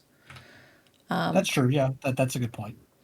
Inevitable defeat. 1 and a Mardu. This can't be countered. Exile target non-land permanent. Its controller loses 3 life, and you gain 3 life. Okay. Now this is a little bit better for multicolor. It's rare. This is sort of the Void Rend-ish type removal that we were talking about, 3-color removal. It's cute that it's dealing like Lightning Bolt and Lightning Helix, Drain. It's really encompassing all of what these 3 colors are trying to do, so I think that's really nice. Yeah, it feels good. I don't care. It costs a little extra. It's a non-land permanent, plus it drains and gains, so that's nice. I think this is an 8. I think so too. My initial thought on seeing it reminds me of Crackling Doom, but it's not quite the similar art, which makes sense because it's from the same set, right? Like the same aesthetic. Absolutely, and it's supposed to obviously fit in the same clan, so yep, that makes perfect sense. Jeskai Brushmaster. We have 1 and a Jeskai for a 2/4 with double strike and prowess. The threat of activation on this is going to be really, really nice. I feel like we're quite happy to have it. It's got a nice butt. So I like that it's a prowess creature that you don't have to actually be able to put your money where your mouth is. Like so many times my prowess creatures are like 2/1s where I'm just like, ooh, I could pretend to attack, and if they call my bluff, I'm wrecked. But this is like, most of the time this is going to be able to survive a combat anyway, and so you don't have to do the thing. Definitely, and it's just another like sort of different way to encourage you to put those like sort of cheap 1 mana, 2 mana, sort of almost cycling type spells in your deck. Yeah, agreed. And you want to do that already, so the fact that you have them makes this rating wise. What are you thinking? I think this is. I want to say I'm torn between like 6.5 and 7. I'm at a 7. I think this is quite good. Yeah, I think 7 is probably right. I don't know. I'm always at this point. I'm always nowadays just hesitant to do that, to go high on anything that doesn't like give you 4 things when it ETBs. Yeah. So yeah, for me, it's like 4 is like, oh, I'm unhappy to put this in my deck. 5 is like, okay, I mean, I need a spot, and 6 is like, okay, this is solid. And then 7 is like, I need a little oomph. I need some power. I need some synergy. I need something specific to what the deck is doing that gives me enough power. But they're not usually bombs. They're not usually things that are winning the games. But they're the types of things where I get pick 5 that really feel like they're like, it was a fortunate, like I'm very lucky I got this in pick 5. This is increasing the overall power of the deck without it being a huge rare, right? Sure. Or game changer or whatever. Makes sense. Anytime I do a little butt wiggle, then it's a 7 or higher. Oops, I skipped that one. Jeskai Revelation, 4 and a Jeskai. It's a lot of mana. For an instant, return target spell or permanent to its owner's hand. Jeskai Revelation deals 4 damage to target creature. Create 2 1/1 white monk creature tokens with prowess. Draw 2 cards. Gain 4 life. This is What? Jeskai Magma Opus, right? Like, yeah, it is Jeskai Magma Opus. yeah, I mean, something, deal 4, take 2 tokens, draw 2, gain 4. It does everything. It's a lot of things. The problem is like these colors aren't going to get to 7 as easily as the other ones that we were looking at, right? True. But it does a lot. If you cast this, you're winning the game. Yeah, if you cast this, you figure you get a bounce spell, and then you've got a 1-for-1 with the deal 4. You make a couple tokens, say that's 2-for-1, draw 2, 4-for-1, gain 4s, whatever, and maybe it's a 5-for-1 based on what you're bouncing. And it's instant speed too, so if you really wanted, you could counter a spell, like bounce it, you know what I mean? Time walk them a little bit. Yeah. So like, I don't know, it's going to depend on how quick the format is. I'm going to pretend like the format can play this card, because I don't have any other good way of rating it. So if this isn't playable, then, if the games are ending by turn 5, then just ignore whatever I say here. But I feel like if you cast this, you're winning the game. And if I feel like you need to be able to cast this to for us to talk about it. So I'm going to say this is a 9. I think it's a 9, and like you're saying, if we're wrong on this, it's not because it's a 7. It's because it's a 1. Exactly. Yeah, it's so, there's no nuance to that. Like, you don't need to hear it. It's like we're not a little wrong on this card. It's either the format doesn't allow it at all. Yes. Or it's great. Good. I love the way you put that. I couldn't have worded it better. You literally explained my words for me, and I appreciate it because I couldn't come up with it. Jeskai Shrinekeeper, 2 and a Jeskai for 5 total for a 3/3 flyer with haste. When this creature deals combat damage to a player, you gain a life and draw a card. I'm here for it. This is a great 5. Even if it's like a little weirdly statted for 5 mana, it's drawing you a card. It has haste. You can play around it. It's a little less guaranteed to get in, but then you just don't play it because of how many dragons there are. But like, that's okay. I think this is starting to get to butt wiggle territory. I'm gonna say it's a 7. I think it's a 7 as well. You made the good point on there being more, not even just more dragons, but because of more dragons, more flyers even in colors that don't usually have them to block this. But still, you'll find a way to get this in at least once somewhere and get your card back. Yeah.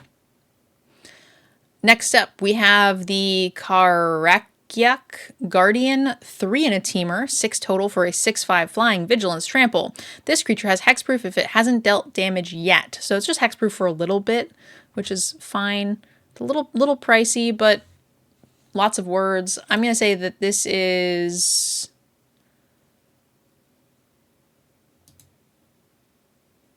six? I'm probably a little higher, 6.5. That's just a big threat. I know it's 6 mana, but Teamer seems to be wanting to do that, so if it's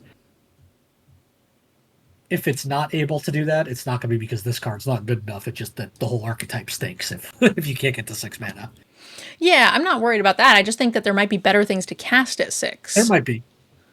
I agree it's a big thing.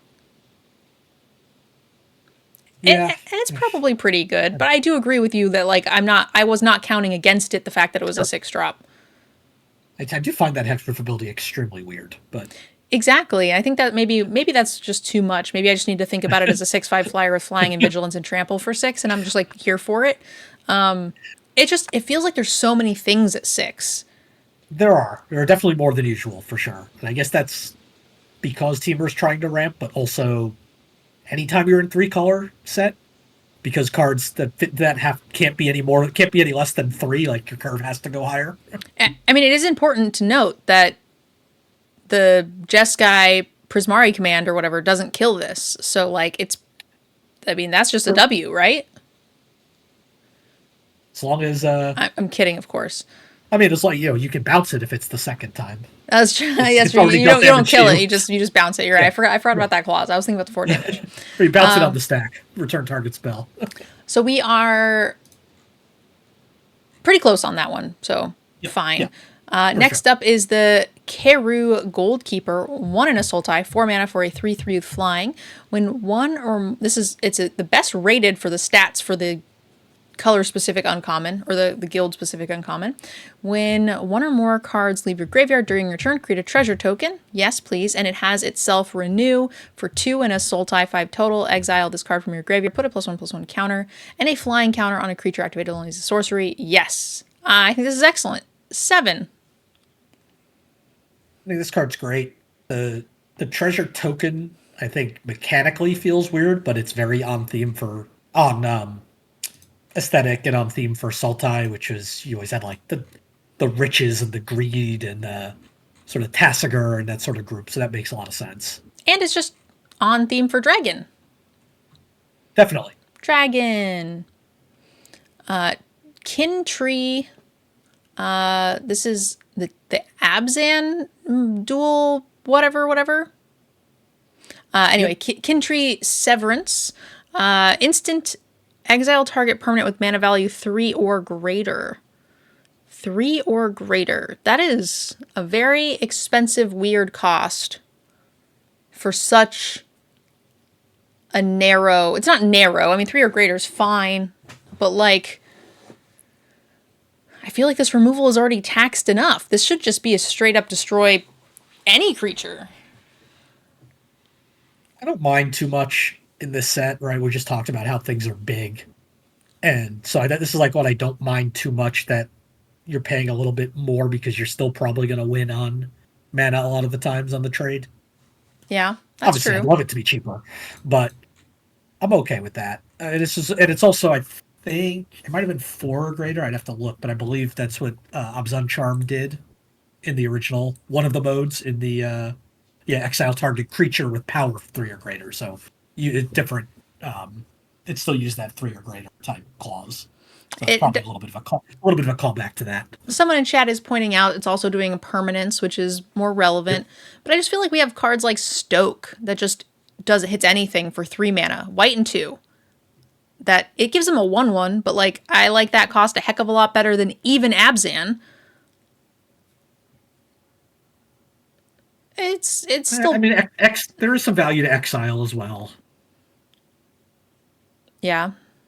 It's still probably premium. I think these are weird. Which is fine. It's been so long since we've seen this type of mana cost that it's hard to evaluate as well. Yeah. It's just they feel worse than like I said, like Stoke. It's another uncommon, but I get that it's a 3-color set. You want to incentivize 3-color spells, that's fine. And you have all the good ones. Like we didn't think there was like missing removal in the colors that we made, so this is just extra. There's a lot of fucking enchantments. So yeah, sure, I'll say an 8, but like, can I just have Stoke, please? I think I'm with it at 8, and I think I almost in my head have to just treat this card as just it costs Abzan. Because everything else is just a bonus. Like if I think in my head, like, what am I grading this as an Abzan card? And then maybe it moves up a little bit depending on how much the effect is something that another color might want to splash. Yeah, I'm kind of thinking of it as like 3 or 4 for these because you might be in 2 of the colors and you're still running it. So I'm trying to average those out. But then also some amount of time in Abzan, you might be a little mana screwed and need to do it a certain way anyway. So I tried to, in my brain, mentally average that out to like 3.5 lands. You know what I mean? Sure. That's fair. It's our favorite card. This works with everything. We have the Kishla Skimmer Simic for a 2/2 flyer. When a card leaves your graveyard during your turn, draw a card. This ability only triggers once per turn. We love this card. This card is excellent. It's a 7. It's doing everything I want to do in these colors.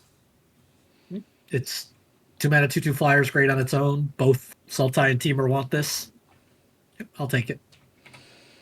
Next up, we have Kautis the Fang Keeper, 1 in a Sultai for a 2/1 indestructible. When it deals damage to a player, exile the top X cards of your library where X is the amount of damage dealt.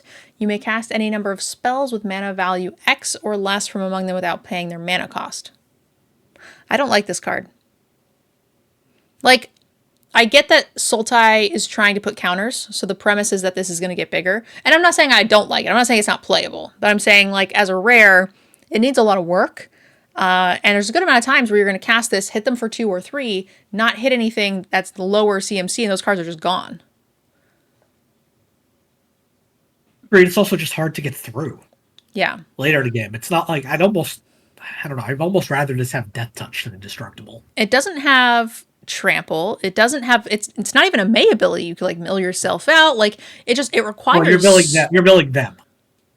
Oh, it's not your cards? It's exiling their library. Well, I mean, for the salt factor alone, I like that a little bit better. Just because killing people with their own cards is far more enjoyable. And missing is way less painful when you're milling their cards than if you're milling your own, right? Like I was thinking, oh, mill 3 of my own cards, get nothing. Oh, sadness. But that's okay. That part is better. It does block forever. It does block forever. Yeah, I was not saying this card is bad. I was just saying that it needs a lot of work, and as a rare, I'm not thrilled. If you have a highly synergistic deck, it's going to be cool. Sure. Yeah, it's underwhelming for sure. But it is a really cool card, and I think it can do some really cool, powerful things in the right situations. but I think it's just going to be like a fine card anyway. So I am going to say...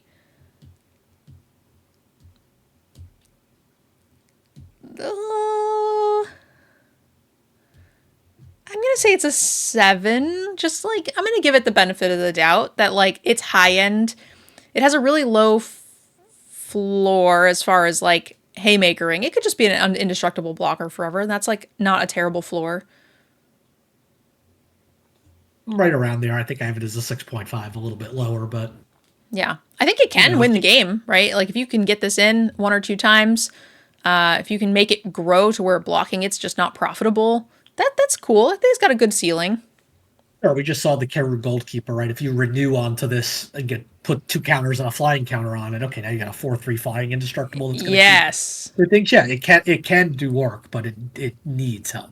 And there's also the monkey that had a death touch counter, and there's like the lifelink counter for indestructible as well. So like, yeah, it needs some help, but I think this is a cool card that doesn't do a lot on its own. All right, let's go. Lion Weight. We have a Sultai sorcery. Return target creature card from your graveyard to your hand. Lion Weight deals damage equal to the creature's power to target creature. I love this card. It's excellent. I'm going to give it an 8. I like it too. I like the giant crocodile art ambushing the little bird. Yeah. Basically a 2-for-1, right? As long as you have something decent in your yard to get back, and even if you don't have a target for it, you're getting something good. So it's thematic as well. Like I love the design of it. It's what I want my Sultai to be doing. I think this is pretty cool. All right, Lotus Light Dancers, 2 in a Sultai, 5 total for a 3/6 with lifelink. When this creature enters, search your library for a black card with a green card and a blue card. Put those into your graveyard, then shuffle. So that's really good for the revive, renew, regenerate, rejuvenate, whatever it's called. Descent, fathomless descent. Yeah, I mean, this time I have less of an excuse because there's only one R. I just can't remember what it's called for the life of me. It's been a recurring theme for the last, 14 hours. Revive? Keep going. I don't know. Renew. Oh god. So you just put a bunch of renew shit in your graveyard, call it a day, or specifically a Simic harmonized card maybe or something. Yeah, this seems great. No, this is great. It's again, like we talked about earlier, how you want to enable your renew stuff as an incidental benefit to a card that you're already okay playing on rate, 5 mana, 3/6 lifelink. That's not out of this world or super exciting, but you also get a chance to get some stuff into your graveyard. Even potentially later in the game, just like if you have like a 1-drop you don't want to draw anymore, you can just pull it out of your deck or something. Yeah, synergize as well. It's very underwhelming for a rare, but I'm still here for it. I think it's like a 6. Agreed. I think it's a 6. It's nothing spectacular, but it's a big butt. It's hard to get through. Mammoth Bellow, 2 and a teamer for 5 total to create a 5/5 elephant. 5/5 for 5, I'm okay with that. With Harmonize, you get to redo it. That seems fine. Now, you may tap a creature you control to reduce. So that doesn't care about summoning sickness. So hypothetically, for 8, you could just make 2 5/5s? Correct. Which is kind of neat. I like that. I think this is a good card. I'm not going to cut this in my teamer decks. 7. 7 seems good. Especially, correct. Sorry, go ahead. Especially because we've seen now that Teamer has like a instant and sorcery spell sub-theme, which means you want big, fat, fatty creatures and you want creatures. And in this way, you don't have to sacrifice either of those things. You can have both. Something, hard taco, soft taco. I was going to say in chat, no, that's Dean. All lands are, almost all lands are colorless. I believe everything except Dryad Arbor is a colorless. Our lands are colorless. That sounds about right. Mardu Siegebreaker. 1 in a Mardu for a 4/4 death touch and haste. When this creature enters, exile up to 1 other target creature you control until this creature leaves the battlefield. When this creature attacks for each opponent, create a tapped token that's a copy of the exiled card attacking that opponent At the beginning of the end step, sacrifice those. I like that. A very fast and angry chicken it's on. So it gives, what's the stupid ability called? It's a commander thing, right? Like what? I forget what it's called. Myriad? It gives Myriad. Yep, Myriad. To one of your things. That's not super relevant here. What I care about is your ETBs, it just protects your other creatures. Like, so for example, in the beginning we had that one Mardu guy that has mobilize when you attack. You get to, do a thing, all your tokens have death touch.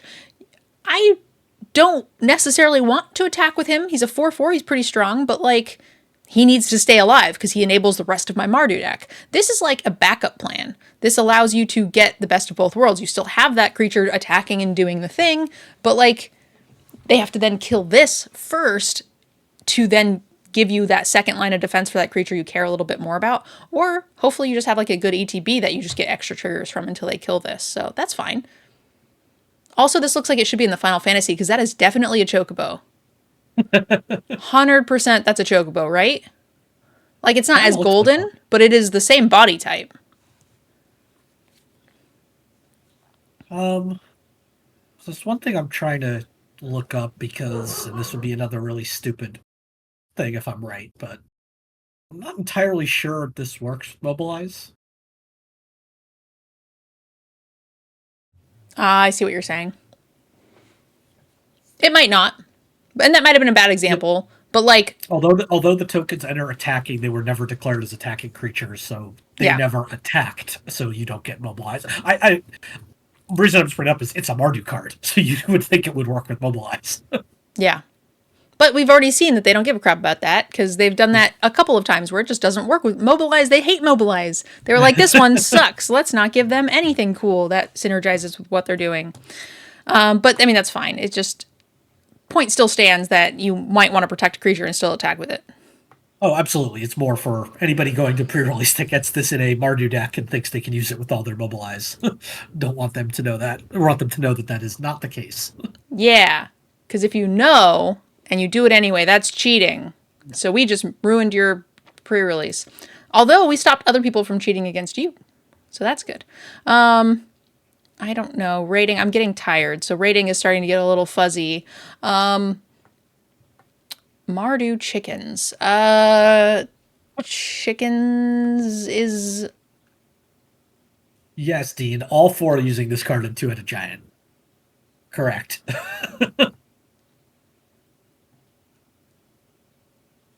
7.5? I think so. It's going to depend on how many ETBs you have. Especially good ones, but as long as you can, you can reliably get something worth bringing back forth, or even just something large and you can keep doing. It also gets things out of binkies. Out of what? I call them binkies, but gets them out of dumb baby jail, enchantment jail. Pacifisms? Yeah. I have never heard that before. Yeah, I call pacifisms binkies sometimes.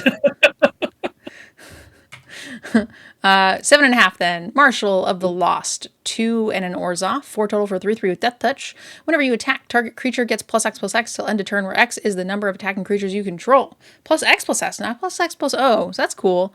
I like this. I'm pretty happy with it. This doesn't have to attack. It's just attack with Oh, something. it just says target creature. I thought it got it. Wow. Okay, 7. I like it as a 7 as well. I was like on the 6.5-ish, 6.5-ish range, because I thought this needed to attack and it got it. But no, that's just way better. Monastery Messenger. We have the Jeskai hybrid, 2/3 flying vigilance. When this creature enters, put up to 1 target non-creature, non-land permanent from your graveyard on top of your library. That's a nice little bonus. It's got good stats if you're Jeskai. And if you're not Jeskai, I'm probably still willing to play this in 2 of the 3 colors. So... Yep. Feels worse than the last card. Well, it feels less aggressive. It's more value-oriented. This might be one of my favorites of the hybrids so far. The hybrid spells I was less excited about, but the hybrid creatures feel a little bit better.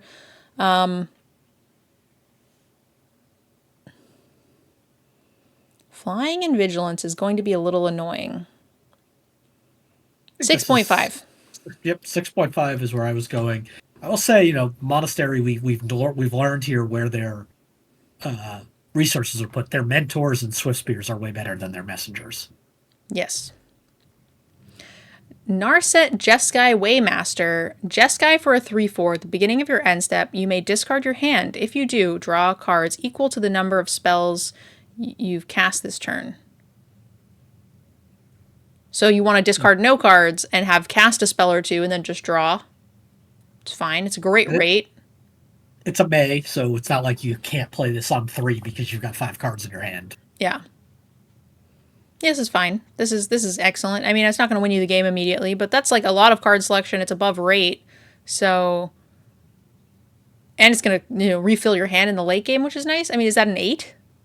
I think it is, and I think we're seeing with Jeskai, right, there's just a lot of value oriented in cards in Jeskai, so I think we're going to see less of the, other than like the 7 or what is it, the 7 mana instant speed things that just like in your face blow you out, but will accumulate value.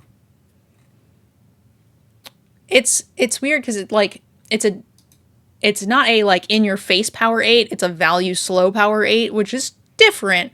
But I think the grindiness and stuff does give it that level. Also, just to make sure no confusion in chat, you choose to discard your hand. If your hand is 0, you do still draw cards. It doesn't matter that you did not discard anything. Correct. You make the decision to discard your hand. If you have none, that's what you discard, and you still do get to draw. There are cards that specifically say you may discard your hand and then draw up to however many cards you discard. Like that, there is phrasing that specifies that cards must have been discarded for this to work. That is not the way that Narset is phrased here. Nariv, Heart of the Storm, 1 and a Mardu for a 4/5 flyer. If a creature you control that entered this turn would deal damage, it deals twice that much damage instead. That's nice. It doesn't have haste itself, so it doesn't do the thing, but like, every turn after, plus it's just really cheap for what you're getting. I mean, that feels like if it doesn't do anything the turn it comes into play, so I'm going to say it's just an 8, but it will win the game if they leave it alone. As long as you have haste creatures. Or mobilize creatures. True, it's great with mobilize. And we've seen a fair number of hasty ones. We've seen things that give haste, like the siege or whatever. Like, I feel like there's enough there. For sure, and yeah, I spaced on mobilize. That definitely you are going to have mobilized cards in your Mardu deck. So you didn't space on it. You just forgot. You just assumed that they made every Mardu card not work with it. Well, that or I don't care that they deal damage because I'm sacrificing them to the Orzhov guy to draw more cards instead. Touche. Rating wise, I think it's an 8, but again, it doesn't win on its own. It needs a lot of help and it needs to live. So it can kill people. I don't think have we seen any like flame tongue type creatures, ATB deal damage? I think we saw one in red that was kind of like the like those black cards that are destroy creatures or dealt damage. There was one that dealt like 5 to something and then dealt damage, so that would work with this as well. There's also like the Boros guy, right? That when you cast your second spell deals a thing. So if you cast him and then a second spell, like that could bolt someone. So there are a few other non-combat variations that have worked with this as well. Yeah. I think there might have been, maybe it was an instant or sorcery, but I think there was one more card that dealt damage to a player specifically, but either way. New Way Forward, 2 and a Jeskai, 5 mana for an instant. The next time a source of your choice would deal damage to you this turn, prevent that damage. When damage is prevented this way, this deals that much damage to that source's controller, and you draw that many cards. So this is Deflecting Palm Plus? That's exactly how I was going to say. This is the power correct Deflecting Palm. Although it does cost way more. It's very expensive, but like I'm kind of okay with it. damage to you this turn, not to a permanent you control, which is a little sad, so it doesn't like brick like burn spells to creatures. I feel like for this mana cost, I wouldn't have minded if it did. Agreed. But I do think they were trying to stick that to that deflecting palm text to start with. Yeah. I don't know if this is good. It feels not, right? Like, preventing damage is usually like a losing proposition. Like, spending a card to prevent damage, especially if it's not redirecting to a creature or something. It's not bad, like maybe they accidentally kill themselves, that's possible. But then do I prevent 3 or 4, get to draw cards, and you got to keep open 5 mana with like a very specific mana cost? This feels not good enough. No, it's funny because right, it's the first portion of this is, and a lot of this text is exactly the same as Deflecting Palm, but it's a completely different card. It's a card draw spell more than anything else. Yeah, and I don't think Deflecting Palm is particularly good and limited to begin with. No, I agree. So I am not here for this card. I think this is not my favorite. I'm going to say that this is like a 4. If I'm short on Jeskai playables, sure. I give it a little credit because, like, I want to be able to draw 4 or 5 cards. That feels like it's going to fuel a lot of what Jeskai's doing. So maybe if your goal is to just stall and fill up your hand, like, I see a world where I'm playing this just because I have the room, but I don't like it. I don't think it's amazing either, but I like it right around like a 5. I'll play it probably. Okay, I'm a little lower, but that's pretty close. Another mythic sorcery, 3 and Abzan, 6 total for a sorcery. Return target permanent card from your graveyard to the battlefield with a hexproof counter on it and an indestructible counter. I feel like that could be worth it in Abzan. I feel like you're going to get some pretty big creatures. I don't really care what you're bringing back, like a vanilla 4/4, right? Like I feel like in Abzan, I feel like that's a reasonable thing to expect when you have 6 mana to dump into this. How happy are we with a 6 mana 4/4 indestructible hexproof card? I'm okay with it. I'm not thrilled, but I'm fine. I'm not upset about spending 6 mana on that.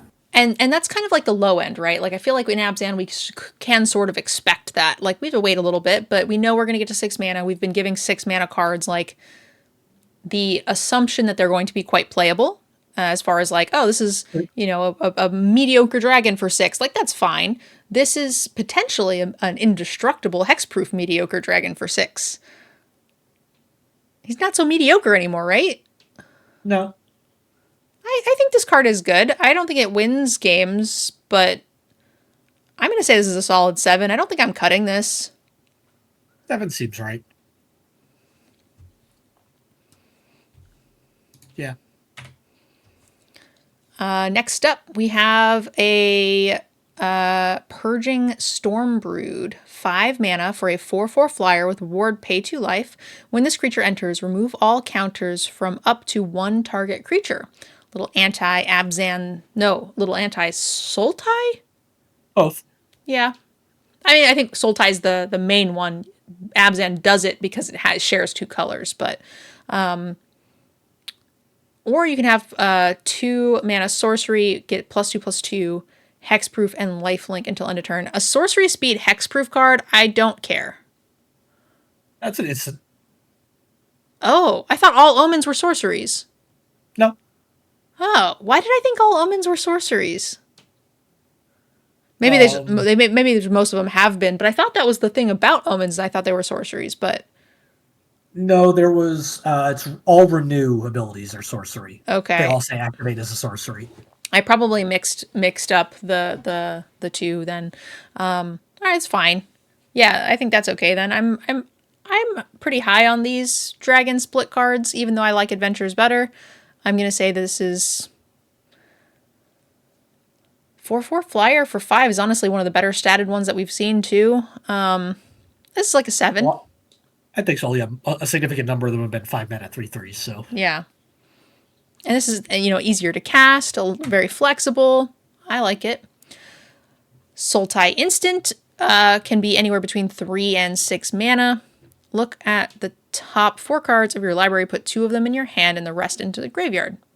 Okay, that's a nice divination with upside for Sultai. I think that's good. 6.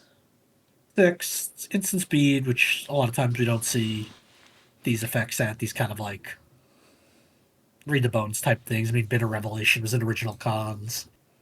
It might be closer to a 7 given the Sultai synergies there. If you really are in the business of putting stuff into your graveyard, I think this could be quite good. So yeah, I'm here for this card. I think it's going to see some good play. Agreed. Next up, we have Rediscover the Way by Jeskai Saga. Chapters 1 and 2 are the same. Look at the top 3 cards of your library. Put one of them into your hand and the rest in the bottom of your library in any order. It's like a mini impulse. Just look at 3. Chapter 3 is whenever you cast a non-creature spell this turn, target creature you control gains double strike until end of turn. It's kind of cool. You get a 2-for-1 with some selection. Yeah.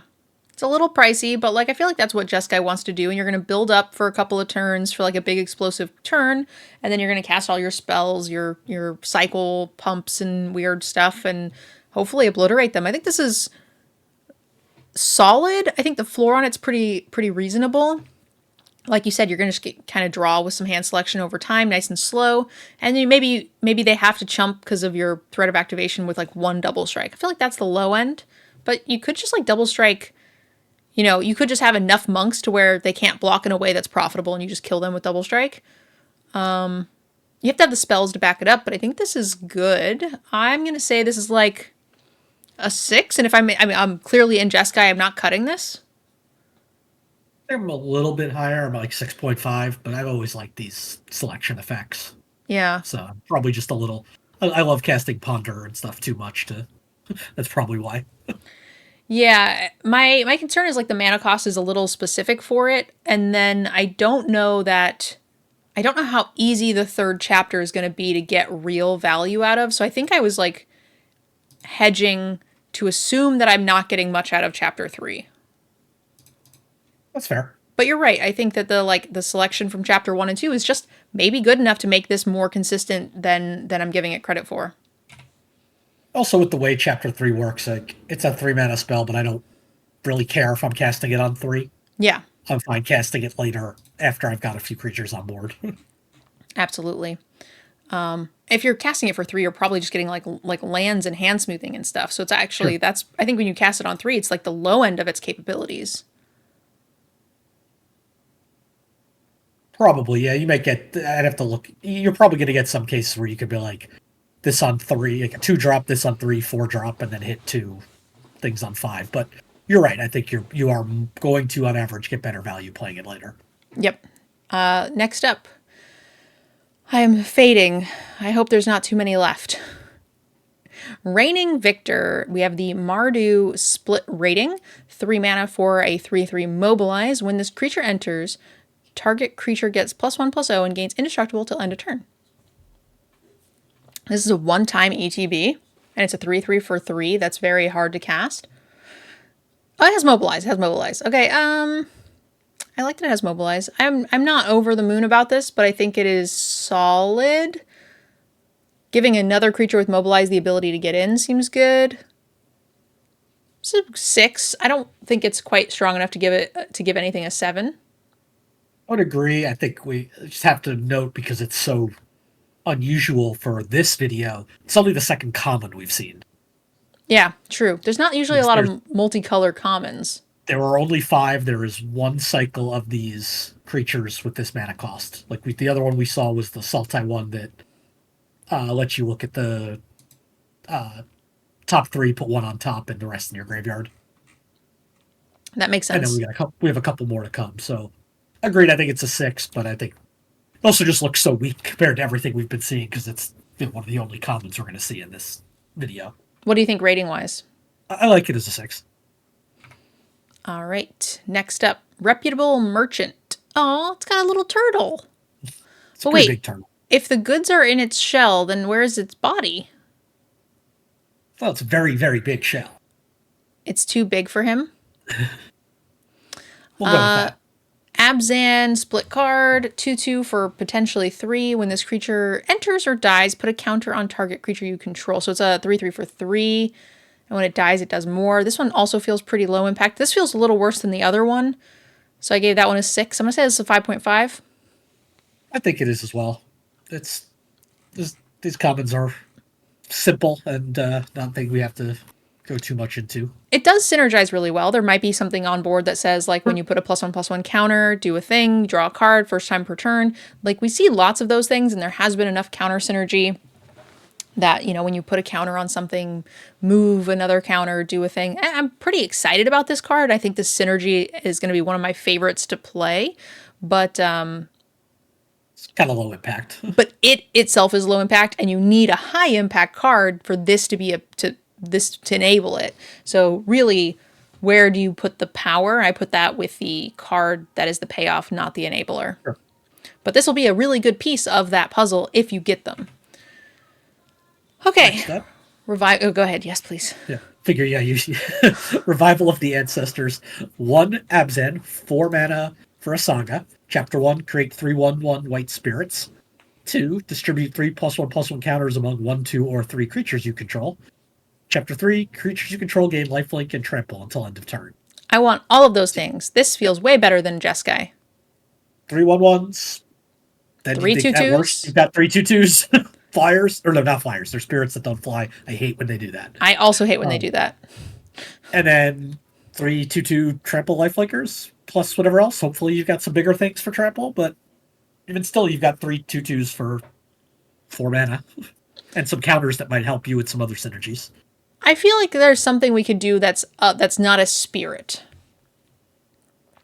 Right? Like, there has to be like an apparition or something that you know, that you can come up with that just doesn't have flying. Agreed. Anyway, the bottom one doesn't really help with the +1/+1 counters too much, assuming you're putting the counters on your 2/2s or your 1/1s or whatever. But chances are you're just making 1/1s and then making other things bigger and then giving those trample, which is still pretty neat. I think this is way better than the Jeskai one, which I gave a 6. I'm going to give this one a 7.5. That might be a little high, but I like it. 7. I'm going to say 7. And I do agree, Iconoplast, we do need some wingless spirit doodles. Yeah. Sad spirits. Sad spirits, can't fly. Idiot spirits. River Wheel Sweep. We have why do we have so many of these? We're just seeing them all at the end of the alphabet. Yeah. Jeskai, sorcery, tap target creature, put 3 stun counters on it. Exile the top 2 cards of your library, choose one of them. Until end of your next turn, you may play that. Okay, this is fine. So it's like a really nice replacement effect for the stun counter, which we see sometimes. It's usually only like blue and 1. So for 2 mana, you get that 3 stun counter situation at sorcery speed, which means you kind of lose out on one of them already anyway, but I think that's fine. It's still quite powerful. I underestimated those at first with a good replacement. So you want to be casting more than one spell with Jeskai, so this is helping enable that as well.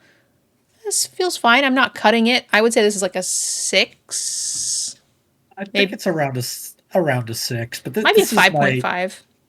This is like my least favorite type of card design.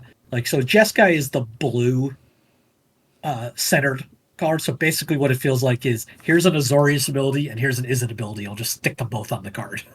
Even though they have kind of nothing to do with each other. Agreed. 6 might be a little high, but I still like it. Given that stun counter is effectively a removal spell. Yeah, and it also just like plays into what Jeskai's doing, so I'm inclined to give it the benefit of the doubt. That's fair. Roar of Ending Song, 2 and a teamer for our 5 mana saga, chapters 1 and 2. Make a 5/5 green elephant creature token. 10 power. Chapter 3, double the power and toughness of each creature you control until end of turn. 20 power. That is a lot of power. And if you have any teamer removal or trample or anything like that, you're just going to kill someone. So, I mean, this is 2 5/5s for 5 mana is going to win a game anyway, right? This is like just playing into Temur as like the least subtle archetype. Make big things smash. I mean, we talked about this though. There's a wizard riding the bear, so it's got a little nuance. Like there's a pointy hat involved. I know, but once you get on top of a 10/10 elephant, you're really high from the ground. That fall will kill you. I cast magic missile into the darkness. I can't see that far. You're riding the giant Oliphants from Lord of the Rings. Yeah, those things That card's great, though. I liked watching the like thing fall off those elephants and all those CGI idiots get fucked. Anyway, it still only counts as one. I remember that. Oh man. Okay. Rating wise, this feels game winny-y to me, especially by turn 5. Like if you've curved out at all, chances are they're going to be in a heap of trouble. If you went like 2-drop, 3-drop, 4-drop this thing, game over. Like you make 2 more 5/5s and then everything is doubled. They are in Chumpsville. You know, they're waist deep in Chumpsville. So that feels like it would turn the tide in games. Even if it doesn't win on the spot, like they have chumpers, they're certainly going to have to chump a bunch of 10/10s. So I'm going to say that that's an 8. You just cast the Abzan one into the Temur one, and then they all have trample. Fair. I think it's an 8. Next up, we have the Runescale Storm Brood. 4 mana for a 2/4 flyer. When you cast a non-creature spell, or a dragon, it gets +2/+0 until end of turn. And then you can pay 2, counter target spell with mana value 2 or less. That's fine. Both of these are fine. It's an uncommon. It's a little not exciting for an uncommon, but I do like the weird fire breathing-y situation. So, 6. 6 is fine. The counterspell is pretty mediocre, but it's just free. There is going to be a instance and sorceries deck that just wants as many of these as it can get, but I feel like the average deck less so, especially because Jeskai cares about your second spell, not specifically instance and sorceries. So I don't know that we're going to have a ton of those. Oh, I guess this says non-creature spell, Non-creature, but still, that's still mostly instance and sorceries. There's not a ton of enchantments and artifacts that you're going to be playing. Feels like we're seeing a lot of enchantments, but they're all at rare. They're all at rare, exactly. All right, next up we have Severance Priest, which is Abzan mana for a 3/3 Djinn Cleric with Death Touch. And when it enters, target opponent reveals their hand. You may choose a non-land card from it. If you do, exile that card. When this creature leaves the battlefield, the exiled card's owner creates an XX white spirit creature token where X is the mana value of the exiled card. So it kind of has the Skyclave Apparition effect, except for a card in hand versus a permanent on battlefield. That's worse. It's worse. It doesn't have the restriction that you can only hit small things like Apparition does. And it does have the same templating. I don't think we've seen any sort of blink stuff, but if you could figure out a way to blink this out in response to the triggers or sacrifice it or something, they wouldn't get their token. Yeah, the other it hits non-creatures, which Apparition doesn't. Apparition does. It has to be something on the board. It's non-token on the board. Yeah. It can hit artifacts. But this allows you to hit instants and sorceries, anything. Sure. Yeah. Yep. It's 3/3 for 3 with Death Touch. I mean, it can't be bad. So, and then it does something. No. It's removing a card and giving them a vanilla CMC-based creature. I don't love the idea of them getting like a 5/5 for their 5-drop that they never had to cast. But maybe that's just less... Maybe it's a May, so you can choose not to if you don't have anything you want to take. That's true. You could, if there's nothing you really don't want them to cast, rather than give them that freeness, you could just be like, I have perfect information now. Here's my 3/3 Death Touch for 3, which is also fine. So yeah, I guess that is the saving grace. So I'm going to say that that's a 7. I'm not cutting it. So what you're hoping to do with this, right, is take like their 2 mana, deal 4, and then they can't kill this with it. They have to spend another card to kill it, and all they get back is a vanilla 2/2, which is way worse than a good removal spell. Yeah. Like that's what you're hoping to do here. I think you're right. Hitting a removal spell is key. Hitting a 2-drop that's a rare, 3-drop rare, any one of the like sagas, or we've seen a fair number of 4-drops too that are like pretty game breaking. If you're not hitting those things, just don't do it. No, Because chances are they're going to get a better rate for not casting the mana. I guess sometimes you are going to have like you take their 6-drop dragon before they can play it, and you're willing to deal with the 6/6 because they don't have a removal spell in hand or something. Yeah. You don't want them to have their mythic. Like there is still some value in it, even if it's a mythic, clean. yes. But I'm thinking like something big. Yes. I'm just thinking if it's a common or uncommon something big, then I think just giving them it for free when they can kill this is better a good chunk of the time. For sure. So yeah, if it's a rare card, then absolutely we're taking it. We're just happy to deal with a 6/6 or whatever. But yeah, I think it's a 7 just because you have that flexibility. So Shiko, Paragon of the Way, 5 mana Jeskai for a 4/5 flying vigilance. When it enters, exile target non-land card with mana value 3 or less from your graveyard. Copy it. You may cast copy. Okay.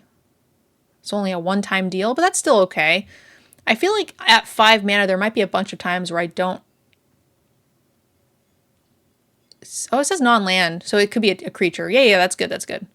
I was thinking it was instant or sorcery specifically. But I think that... Yeah, because you see that a lot with Jeskai. That makes sense. Yeah. But if you're just getting back a 3-drop creature and a great statted, reasonable creature as is, I think that's good. 8?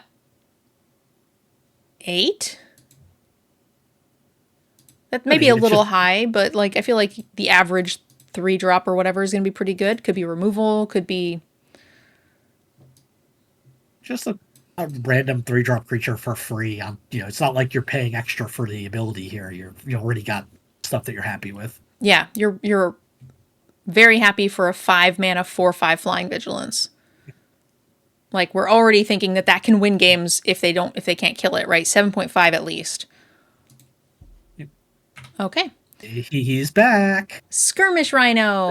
We have in smaller form. Abzan, 3 mana 3/4 trample. When it enters, each opponent loses 2 life and you gain 2 life. Yay, 2 HG. It's an uncommon, so this is fine. It's great stats. Little drain is nice. Trample's good, especially when you double its power or put counters on it, which is what 2 of these 3 colors really want to be doing. Yes. 7.5, 6.5. I almost want to give it an extra half point just for the flavor text. Slowly, the clans have begun to recover and adapt long forgotten tactics. A siege rhino. Yep. So that's great. But I think you're probably right. I think it's more of a 6.5. All right. Songcraft Mage. Go for it. Songcrafter Mage is Teamer, green, blue, red for a 3/2 human bard with flash. When this creature enters, target instant or sorcery card in your graveyard gains Harmonize until end of turn. Its Harmonize cost is equal to its mana cost. This is Teamer Snapcaster Mage. That's really good because the Harmonize would be cheap. Like Harmonize is usually like 3x whatever the cost was. This is just making it cheaper. Yep. And it makes your, lightning bolts or whatever really good. It's an okay body on its own with flash. I am super here for this card. I think this is great. This is an 8. It's an 8. I mean, that second text is word for word Snapcaster Mage, except replace flashback with Harmonize. And Snapcaster Mage is great. And obviously, this is harder to cast. It can also help cast that spell for 3 mana. So assuming no matter you're getting 3 colorless discounted off that spell already anyway. So it's literally could just be like a 4 mana, instant or sorcery or whatever, and you just cast it for 1. So it's like it doesn't even make it. You don't even have to have a lot of mana. No, yeah. If you have a 5 mana spell in your graveyard, you're still only paying 5 total between the 3 for this and then get the 3 off. Yeah, assuming it's not like, Jeskai pipped or whatever. Sure. Yeah. All right, 2 and a Mardu for a 4/4 flyer. When it enters, deal 2 damage to any target and you gain 2. If a player was dealt damage this way, they discard a card. Oh, that's nice.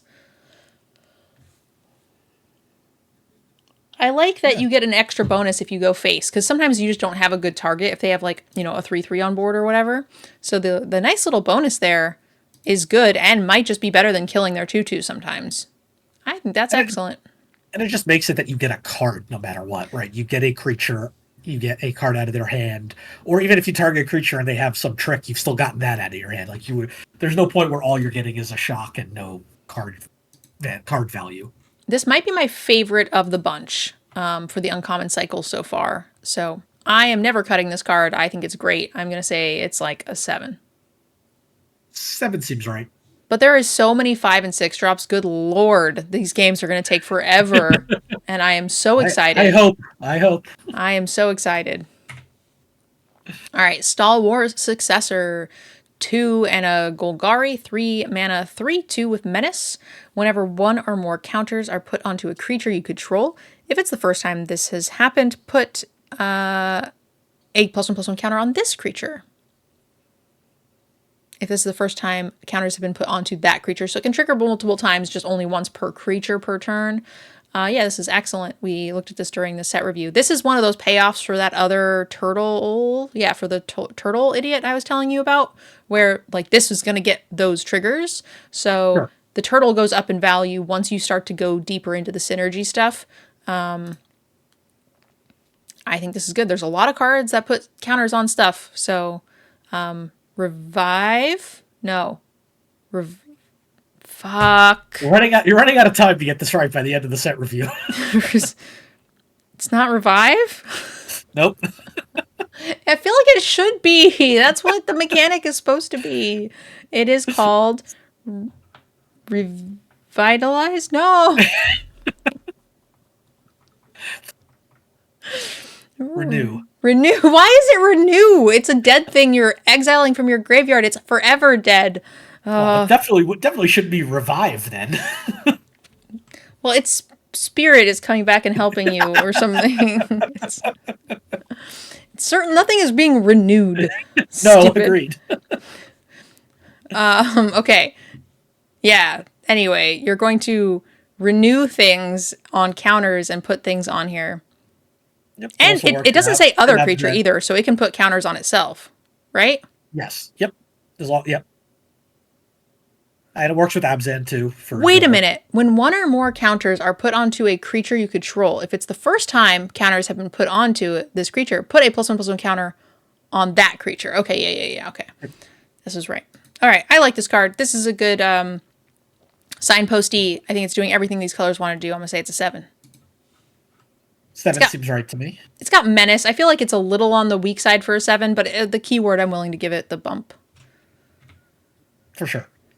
And there's a lot good threat of activation. I don't know. Teamer Battle Crier. Yep.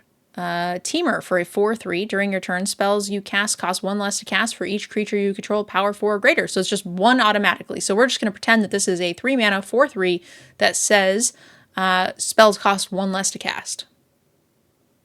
Which it has more upside than that, but that's what we'll grade it off of because, I mean, you clearly have at least that. So that feels really good. I'm going to say we're never cutting that. It's a 7? Maybe 7.5. Like the snowball effect on this is going to be outrageous. I like it at a 7. Just because it is easy to kill and doesn't do something right away. Most likely. I mean, if you play it later in the game, maybe you can also cast a spell that turn. Sorry, but then it's a lot less impactful. I'm chuckling at Tulok's description for renew in chat. The automatopoeia, how you feel about the card Ryu. God damn it, I hate you guys. All right, Teamer Tawny back. Teamer, so many split thingies. 4/3. When this creature enters, draw a card, then discard a card. That's free, it's fine. It's a 5? I'm going to say like 5.5. I like the ability to, loot away either obviously a land, but also a harmonized card that maybe you can even cast right away with the 4 power body. Okay. Also, just to note, there was a question a little while ago in chat about these hybrid mana costs. Cards like this will always be a mana value of 6. Doesn't matter what mana you spend for it. If you spend green, blue, red, it's still a mana value of 6 at all times.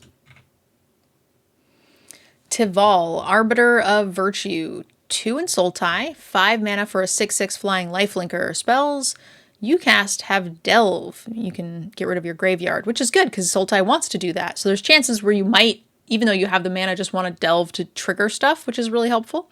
Whenever you cast a spell, you lose life equal to its mana value. Huh. That's a lot. We've seen a shit ton of lifelink, though, especially in Sultai. There was just like random 3/6 and monkeys and all sorts of things. So I feel like that's not the end of the world. But it is really scary. I wish it was like, if you delve, you lose life. Exactly. It is a little scary. But if this lives, I don't know that I care because it has lifelink, and if we're debating this that I might lose too much life, then this thing has already hit them for 12 and they're dead anyway. I think you're exactly right. I think that's the way you look at this card. But the only thing is, like, if they have some sort of flying death toucher or something you can't attack into, that's where this gets really scary. But that's the only situation like that. Yeah, agreed. I mean, you could still trade 1/1, gain the 6 life. So you could, like, rip a bunch of stuff, right? And delve away everything, play all your stuff for free, and then just attack, gain 6, make it back, you trade for the flyer. And now you have other flyers that you got to play for free, effectively. And then they block, and then they bolt their own thing, and you don't gain life. I mean, that is possible. I'm obviously talking corner cases, but that's, I think, the flying death toucher, or some reason you can't attack with it. You know, this is a nightmare if it gets pacified.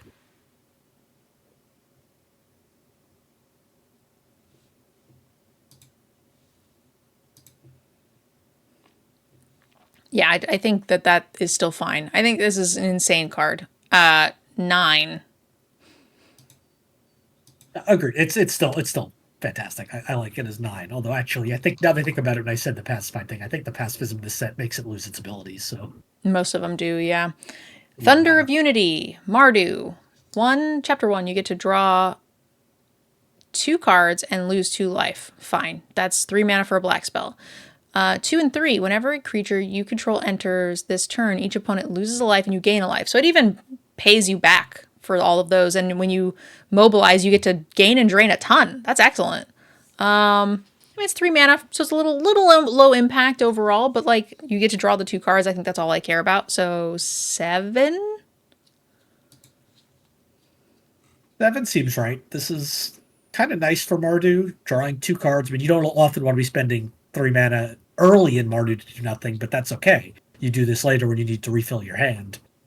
And then just the fact that you don't even need to get things through anymore with Mobilize to kill them is, you know, sometimes needed that little bit of reach in Mardu. So you agree with the rating? I do. Twin Maw Storm Brood. Go for it. Twin Maw Storm Brood, 5 and a white for a 5/4 dragon. This is an omen. So the dragon side is flying. When this creature enters, you gain 5 life. The omen is Charring Bite, 1 and a red sorcery. Deals 5 to target creature without flying. Fine. Both sides are okay. Target creature without flying is worse in this set, probably than most because of all the dragons, but it's still 2 mana, deal 5. I'm still happy with that. Yep. And even 6 mana, enter, gain 5 life, 5/4 is still fine. So, yes. I'm certainly not cutting this. I think this 6? I'm actually probably higher, say 6/5, or just because that removal spell would be pretty high on its own. Yeah, I agree with that. The sorcery and not flying made me, like, drop it, but I think you're right. I still think with the flexibility of the creature, this is probably closer to a 7. Yeah, it's definitely not the premium removal level because of what you just said. But you know, if it can't kill something, well, you can probably just play the creature. Agreed. Eventually. Next up, we have a very large 8 mana Teamer Dragon. It's a 10/10 with flying and protection from white and black. 2 cards that can remove 10/10s. 2 colors. When it enters, it deals X damage divided as you choose among any number of target creatures and or players, where X is the number of lands you control, which is probably at least 8. This is a 10. This is a 10, and in this set, I mean, you're right on white and black being things that it can kill this, but not only in this set is it protection from white and black, it's protection from every clan other than Teamer. Like all of the multicolor spells pretty much can't hit it other than other teamer spells. Yeah, I mean, there's a couple of like 2-color spells, right? There are a few. I'd have to go back and look and see if any of them actually do the job, but I doubt it. Yeah, because like any of the red ones are going to do some number of damage, which is not going to work. So yeah, this is just a 10. It's going to be really expensive and hard to cast, but if and when you cast it, you win the game just because of the ETB effect there. I think the more we're seeing from Teamer as we go through this, the more I'm maybe thinking about wanting to bump up some ramp stuff from green because it really wants it.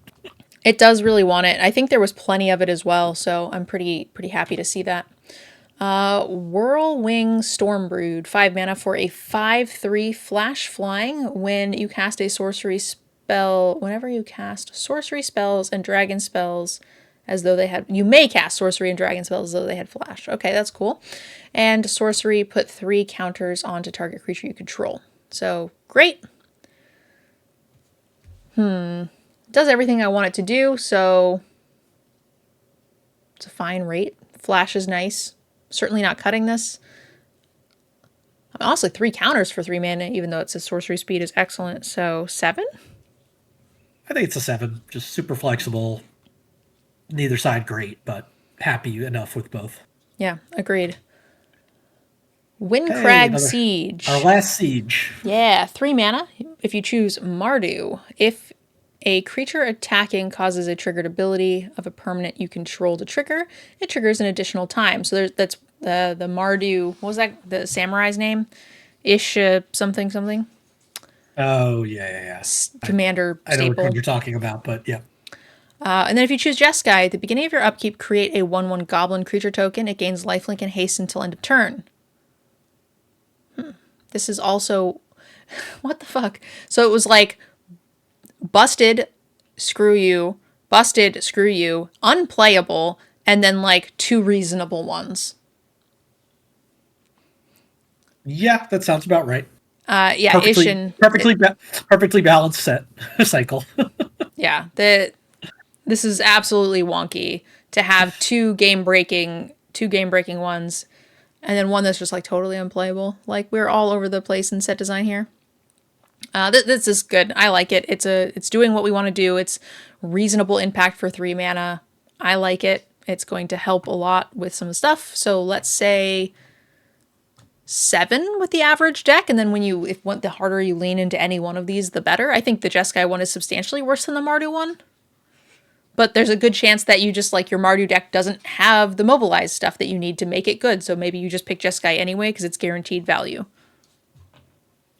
Sure, 7 seems good. At the siege cycle, it's really just that one being so bad that's the problem. I mean, you're always going to have a little bit of imbalance, right? Even dating back to the very first cycle of boons, and you had Healing Salve to Ancestral Recall. Like, you're always going to have a little bit of... that one was huge. You could always have some variance, but just that one being so blatantly unplayable.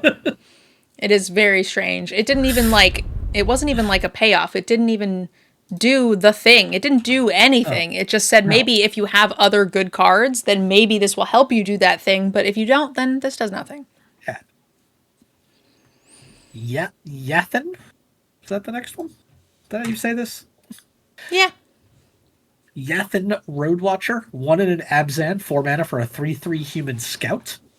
When this creature enters, if you cast it, mill 4 cards. When you do, return target creature card with mana value 3 or less from your graveyard to the battlefield.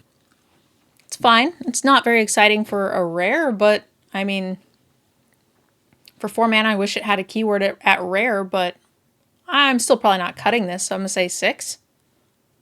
I think so. You're hoping to get... Renew. Like 6. Eh? Yes. Eh? I got it before the end of the set. Yes. Is this the actual last card? Oh no, I made it before the end of the set. Let's go. Yes. I think you're hoping to get like 6 power and toughness out of this for 4 mana, which is great. But yeah, it's a lot of times you're not. You're gonna get 4/4, 5/5, 4/5, something like that, which is all fine. It's got like a medium ceiling and a medium floor. It's kind of a pretty narrow range there. Yeah, I mean, you want to force the issue with your 2 or 3 drop and then just get those back and hope to mill renew Definitely. cards. Definitely, especially if you've got something that has an ETB that you can retrigger. Yeah, I'm getting loopy. I'm getting tired. So, I mean, this is like a 6.5. It's not super high impact, but like it's a really well-rounded card. I want to have it in my deck. I'm certainly not cutting it. 6.5 sounds good, and then we end with the same character we ended alphabetically the original. Zurgo Thunder's Decree. Mardu for a 2/4 with Mobilize 2. During your end step, warrior tokens you control have this token can't be sacrificed. Oh, that's cool.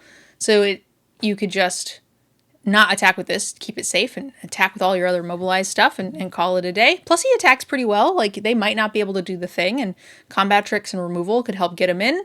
I like this card. This is a nice payoff. I don't think it's winning the game on its own by any means, but it certainly is going to go a long way in helping. It's a key piece to that deck. Or you can obviously play Mobilize without this, but this just makes it so much more dangerous. Yeah, I'm still hesitant to give it like a huge score because they blow it up and all of a sudden all your hard work dies, all your incremental because like you have to figure they're blocking 1 or 2 of them. So the one that gets through, you get to keep. And that's going to build up over time. But then they're just like, kill this. And then they all just die anyway. So, like, it's a lot of work for, like, pretty minimal payoff that is always risked. It's not like you got to draw a card. It's not something you can keep if they kill this, right? True. The dangerous part is if you start making other attacks you wouldn't make because you can keep these. Yeah.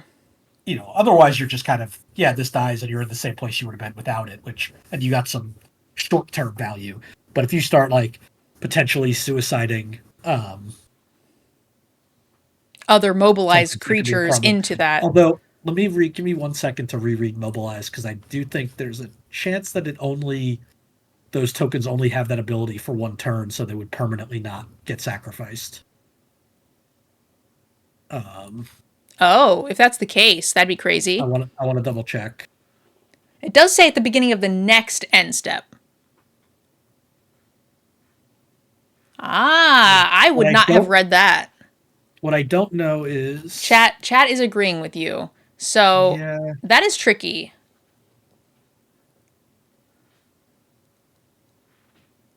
I'm actually not 100% sure, because it all actually would all depend on whether or not the tokens. No, I think chat would be right, because the tokens don't have that ability. That is just a triggered ability that would go on the stack at the beginning of the next end step, so it would be gone after 1 end step. If the tokens themselves said sacrifice this at the beginning of the next end step, then every end step it would check. That's what I assumed. But it doesn't say like that creature gains sacrifice them at the beginning of the next end step. So I don't believe that's how that is worded. All right, this is the one that got me. So there was a couple of them that got chat throughout the whole set, but this is the one that I definitely would have messed up, just because I just would have assumed it was like the creature has this thing, right? Like sacrifice the thing they sense stuff. But yeah, the way that it's worded there is a little tricky, and well fucking done, chat. Yeah, I believe it just creates like a delayed triggered ability. There's probably that technical term. Any judges in chat, don't yell at me. It's probably not a delayed trigger, but it works similar to that. Well, if you don't have to sacrifice your hard-fought tokens when they blow this up, then I'm far more into it. But even then, I didn't hate it either way, because it's a great 3-drop. You're gonna get a couple of triggers in with this. You're gonna get some aggro. It can attack, especially on the play here. It's gonna be so good for Mardu. It's very, very Mardu, high impact for the mana cost. So I think this is great. Now that I know you can keep some of those maybe tokens, I think this is an 8. I think it is as well, because you're getting a permanent gain there, not a temporary one. We did it. We completed the set review. What do you think, Yanks? How do you feel about the multicolor cards? They're good. It's what you would think. I mean, you think these sets, the power is going to be concentrated in the multicolor stuff, and it is. But so is the rarity. So that's kind of what you would expect. I don't know. I saw a lot of stuff for Teamer that looks really good. Mardu still scares me. Abzan still kind of feels like the black sheep of this set in terms of what support it got. Absolutely. I'm really excited. I want to play some Abzan. I'm really excited about Renew. And I'm excited about Mardu. Yeah, I think the teamer tokens and counters look really cool, but I'm more excited about using it in Mardu. I don't know why. Whatever. No.